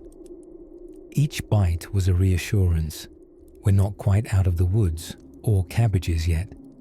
And speaking of cabbage, let us take a moment to appreciate how often it showed up during historic winters, sometimes boiled, sometimes fermented, occasionally disguised as something more interesting. But cabbage, with its longevity and unwavering blandness, was a winter MVP. Sauerkraut, that squishy beacon of preservation, was the crowning achievement of pessimistic culinary planning. If you've ever chewed thoughtfully on fermented cabbage and thought, why did someone make this on purpose? The answer is very simply February. Not to be outdone, the north had stockfish, dried cod so intensely preserved that it was said you had to beat it with a hammer just to prep it for cooking. A mildly aggressive gesture toward dinner. It was, quite literally, seafood that fought back. Yet in Norway and Iceland, it was considered a winter staple. Nothing says survivalist romance like softening a fish with a mallet while snow quietly barricades your door. Then, of course, there were the feasts. Not every winter day was grim gruel and petrified bread. On certain holy days, Christmas, Twelfth Night, the feast of Saint whoever was near the calendar, families would pool resources, raid their dwindling stores, and create brief, shining oases of abundance amid the frozen, salted weeks. A goose might appear, a pie. Perhaps even the sweet scent of spices brought in from lands so far. The only thing more mysterious than their origin was how they still tasted like something. But one thing all historic winters had in common, the universal dish, hotter than any broth, was storytelling. With bellies cautiously full and frost misting the edges of candlelight, tales would pass from lip to lip. Myths, memories, mild embitterments about someone's turnip hoarding. The fire would crackle, laughter would mingle with steam rising from mugs of thin ale or warmed mead, and for a few snug hours, winter felt survivable, even a little magical. And through it all, food remained both shield and mirror. It protected bodies against the cold, and it reflected the creativity, humor, and stubbornness of the people who made it. Who else but a human faced with starvation would look at curdled milk and say, "Yes, but what if I aged it for several months in a dark cave?"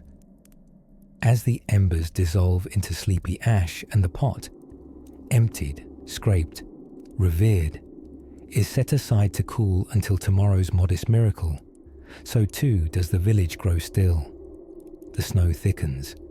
The wind tucks its icy ribbon under rooftops. And just as the last candle is snuffed, muffled laughter from the hearth lingers like steam over cooling broth. Somewhere, under woolen, blankets and beams older than memory, a new challenge stirs. Not food, but firewood. For after meals comes warmth, and like most things in history, it can never be taken for granted. Somewhere between the sigh of the wind and the creak of timbered rafters, a small miracle flickered quietly through the long, cold nights of history. The winter festival. Yes, those bursts of cheerfulness in the heart of bleak midwinter, when food was scarce, toes were colder, and morale desperately needed a warm mulled beverage and something, anything, to celebrate. In the medieval world, these festivals were not merely pageantry. They were survival strategies cleverly disguised in holly and revelry. Packed together in draughty halls with little more than a spit-roasted goose and a shared jug of ale, people did something rather extraordinary. They remembered how to laugh. Take, for instance, the tradition of the Lord of Misrule. Appointed during the Christmas season, this temporary ruler was often a peasant or low-ranking servant, lifted for a few days to preside over raucous games, songs, and general topsy-turviness. Imagine your local tax collector suddenly being compelled to juggle turnips while dancing in onion-stuffed stockings, and you'll begin to grasp the mixture of chaos and catharsis involved. It was frivolity with purpose, an annual pressure valve lest the dark of winter crush every bit of joy. And it wasn't just medieval Europeans determined to defy frost with festivity. The Romans held Saturnalia in the last stretch of December, a festival which involved gift-giving, candle lighting, and, suspiciously enough, the kind of behavior that might look familiar to anyone who's seen a modern office Christmas party after 10 p.m. Roles were reversed, masters served slaves, and everyone generally agreed to overlook the odd goat in a party hat. Even in the chill of pre-Christian Scandinavia, Norse Yule kept spirits raised. Great logs were set ablaze in longhouse, hearths, big enough to roast, say, an entire reindeer, or at least to warm a respectable amount of mead. These Yule logs burned for 12 glorious nights, giving us the origin, not just of the food-shaped Yule log cake, but of the entire 12 days of Christmas. Imagine living in an era where by day 7, you actually receive some swans. In these festivals, food was always star of the show. Scarcity made indulgence sacred. If you managed to spare a pig for roasting, or had stored enough nuts and dried fruit for a hearty pudding, You did so during the one time no one would question your culinary extravagance. For a few rare days, the kitchen ruled over the cold, but it wasn't all merriment and minstrels. There was a strategic side too. Winter celebrations often acted as tools of social cohesion. Towns and villages came together, and for a moment, the boundaries of class and clan might soften.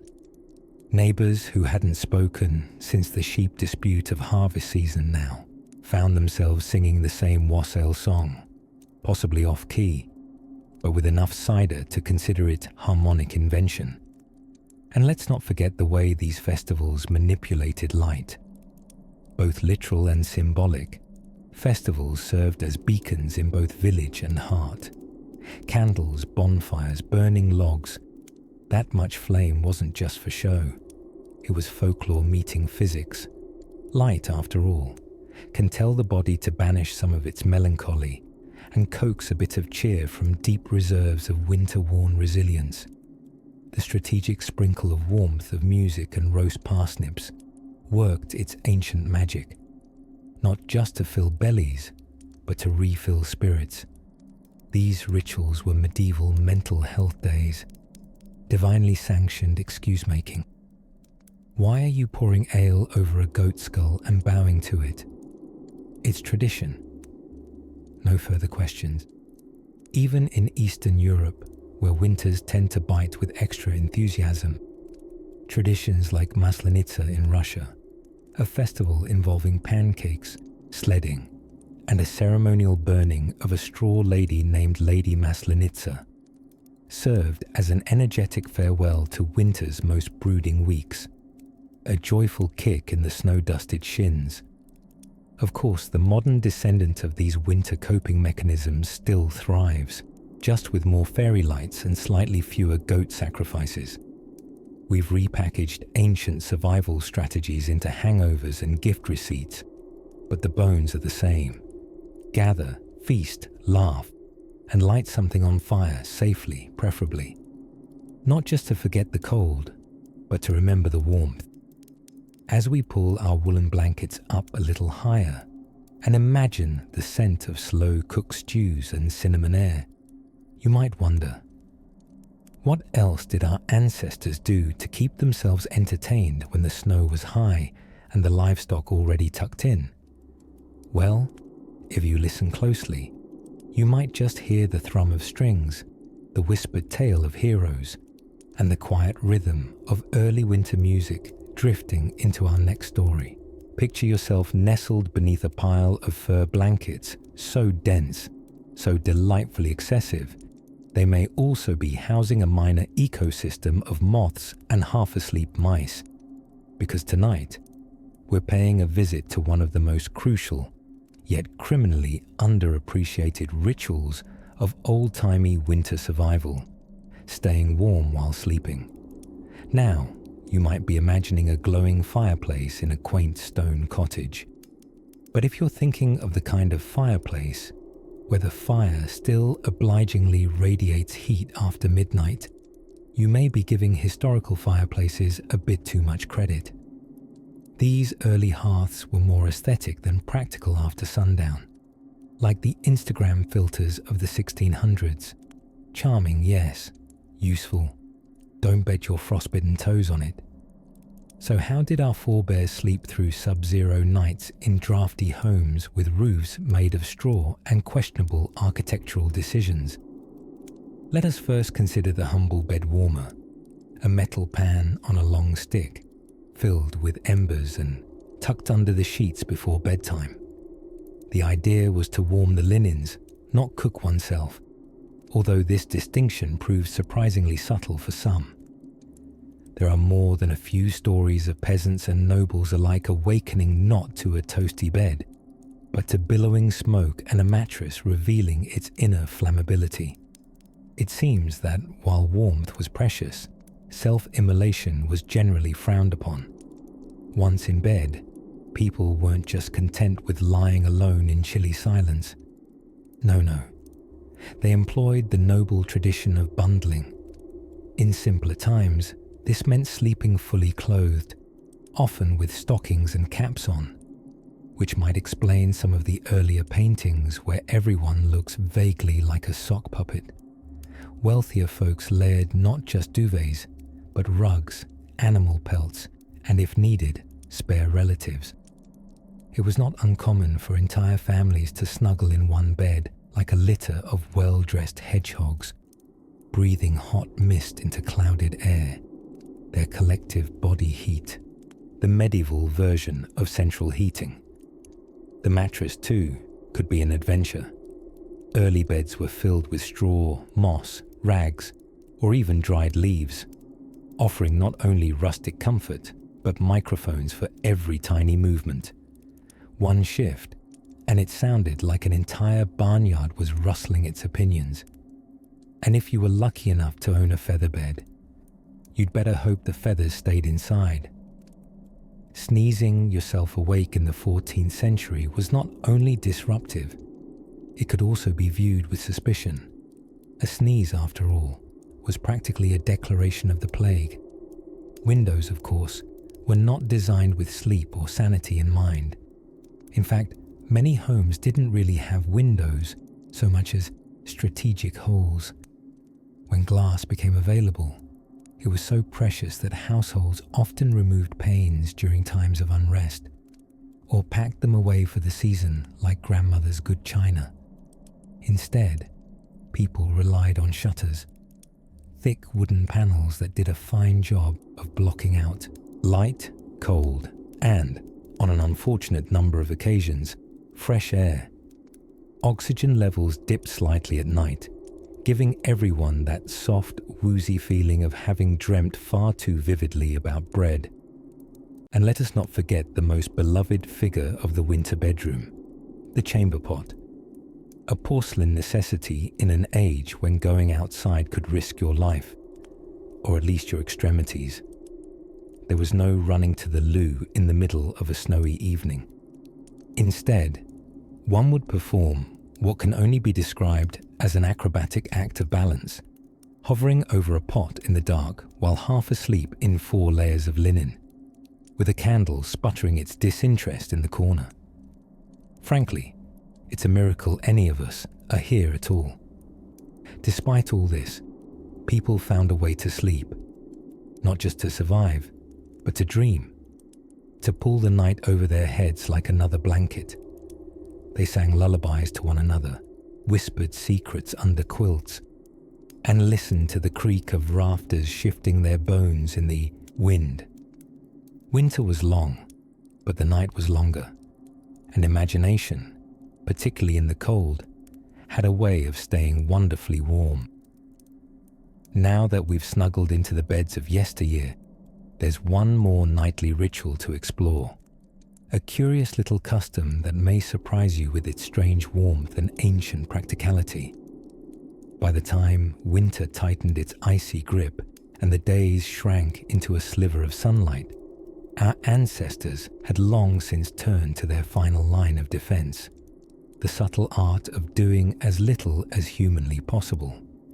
You see, in the modern world, winter is when we get oddly energetic, scheduling ski trips, ordering peppermint-flavored chaos, and pretending January is a great month for New Year's resolutions that involve jogging. But in the ancient world, if you told someone you planned on running in the snow for fun, they'd assume you were being chased by a boar, or perhaps by poor decisions. No, winter survival was not a tale of hustle and bustle. Bed was a quiet, sleepy occupation. The real key to surviving winter wasn't just food or fire, it was inertia. In a medieval European peasant household, winter meant slowing down to a near hibernation. The fields were frozen, the cows were dry, and the chores were limited to what absolutely needed doing: milking the goats, feeding the fire, and swearing creatively about frostbite. People became experts at embracing the coldest of seasons by becoming as minimalist as possible, centuries before it was a lifestyle trend on the internet. Whole families might gather into a single room, often the same room the animals lived in. There's nothing like a barnyard roommate situation to keep things warm. The body heat of cows, particularly, was not considered a metaphor but a heating system. That's right. Bessie the cow was basically a four-legged radiator with excellent composting abilities. Before you feel too sorry for them, remember, this was winter's version of glamping. There was food stored away, woolen clothes layered upon linen, and quite likely some mead or ale tucked into a flask to keep things festive. Bathing became a sparse event, and let's be honest, in those temperatures, one might weigh personal freshness against hypothermia and wisely choose funky over frozen. And yet, in those dim winter weeks, a certain rhythm of rest developed. Without clocks and email and content to binge, people adjusted to solar cues. They rose late. They went to bed even earlier. They told stories by flickering firelight, fairy tales and folk tales filled with wolves, magical turnips, and suspiciously wise hedgehogs. In Iceland, it was said, there was a specific term for the joy of snuggling indoors during a snowstorm. Tite. Some say that's just what people mumbled when pulling a wool blanket over their head mid-blizzard, but it was surely a feeling anyone who's ever heard sleet tap the windows can understand. And then there were those curious shadows between waking and sleeping. In some parts of medieval Europe, the concept of two sleeps was still a thing. People would go to bed after dusk, sleep for a few hours, then wake up for a spell. An hour or two of twilight consciousness used for praying, whispering secrets, stoking the fire, making a quick snack of beans or stale bread, and perhaps sneaking in a little mischief if the frost wasn't too fierce. Then it was back to bed for round two. The more you consider it, the more winter starts to look less like an ordeal and more like a cultural permission slip for extended naps. People pass the time spinning wool, darning socks, weaving tails, and watching the kitchen ceiling drip icicles with an impressive nonchalance. And what they lacked in comfort, they made up for in extraordinary coziness. Think lots of furs, heated stones wrapped in cloth and tucked into bed like thermal teddy bears, a dog strategically placed at the feet, layers upon layers of blankets, likely all smelling faintly of smoke and sheep. If you've ever slept under so many covers that you briefly questioned whether you'd burrowed into a fabric-based cave, you've shared a bit of their bedtime legacy. But perhaps the cleverest winter innovation came in the form of silence. Yes, silence. Without engines or electric hums, winter was a hush. A world padded by snow, where the loudest sound might be the creak of timbers or an unfortunate chamber pot mishap. This hush gave minds the space to wander. Thoughts became deeper, dreams more vivid, and stories richer. And so people did what people have always done in the dark and the cold. They waited, patiently, sleepily, with wool around their ankles and stew in their bellies, knowing that eventually the snow would melt, the seeds would go back in the ground, and life would demand motion again. But not just yet, not while the world was still sleeping. Soon, when morning's breath begins to soften and the first hints of thaw lay whispered on the wind, we'll take one final look at how they knew, at last, that winter was finally loosening its grip. But for now, let the fire crackle and the silence linger.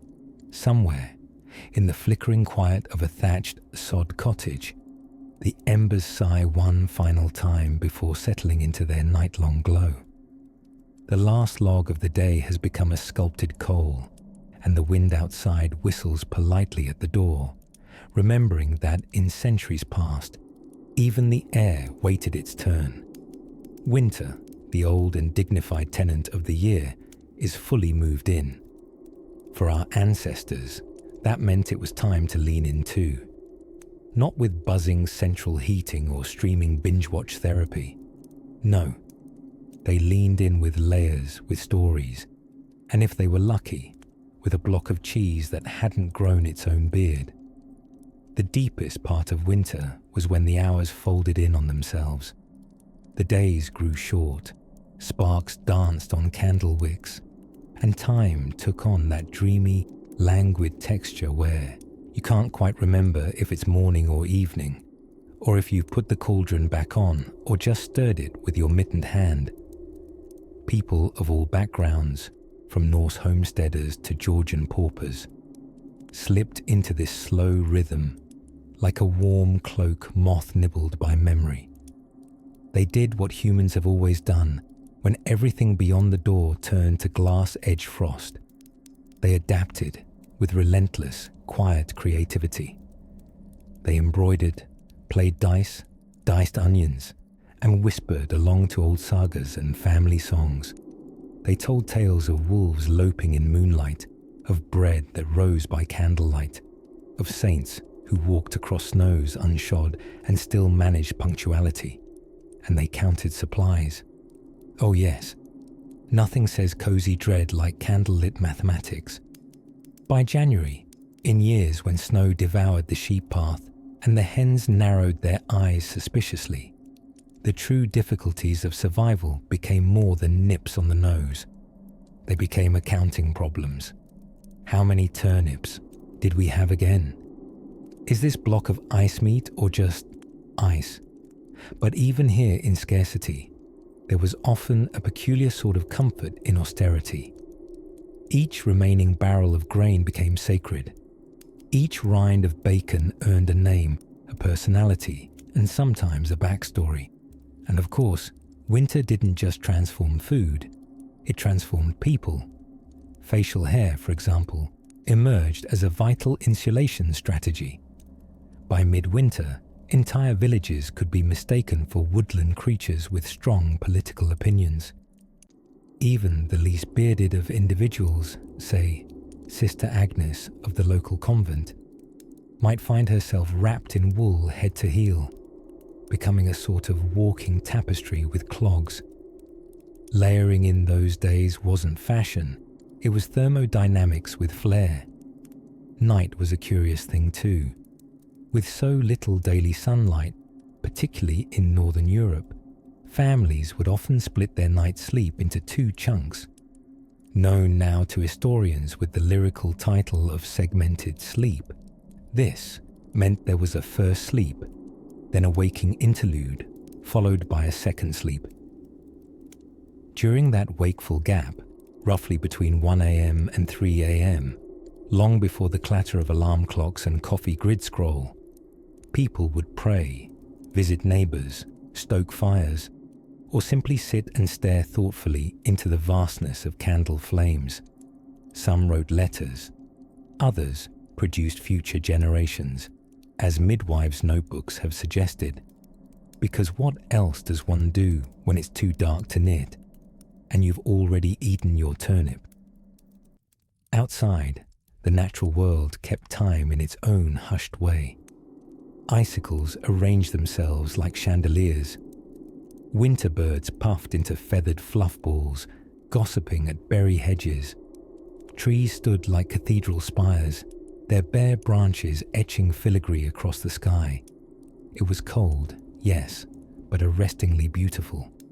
And say what you will about primitive heating systems, but the weight of heavy blankets, the engulfing silence of snowfall, and the bittersweet pleasure of feeling your own nose inside your own home. Well, these were experiences that truly reminded you what it meant to exist. Not in a rush, not in supremacy of comfort, but in delicate, shared survival. Tonight, you rest with a full-bellied knowledge that thousands of your ancestors fell asleep to the same hush of winter's breath. They curled into themselves like baked apples beneath quilts, surrounded by the sleepy creaks of timber, the distant thunder of shifting snow on a barn roof, and the laughter of coals in the hearth. Not every winter ended in triumph, of course, but year after year, generation after stubborn generation, they endured, wiser for the frost, closer in the cold, and ever grateful for the first green hint of spring. And so now, as frost laces your window pane, or merely your imagination, and you drift beneath your own modern pile of soft, washable nighttime bliss, let the silent wisdom of winters past tuck itself into your dreams. Sleep now, dear. Listener, you've survived the story, and somewhere a fire sighs in satisfaction.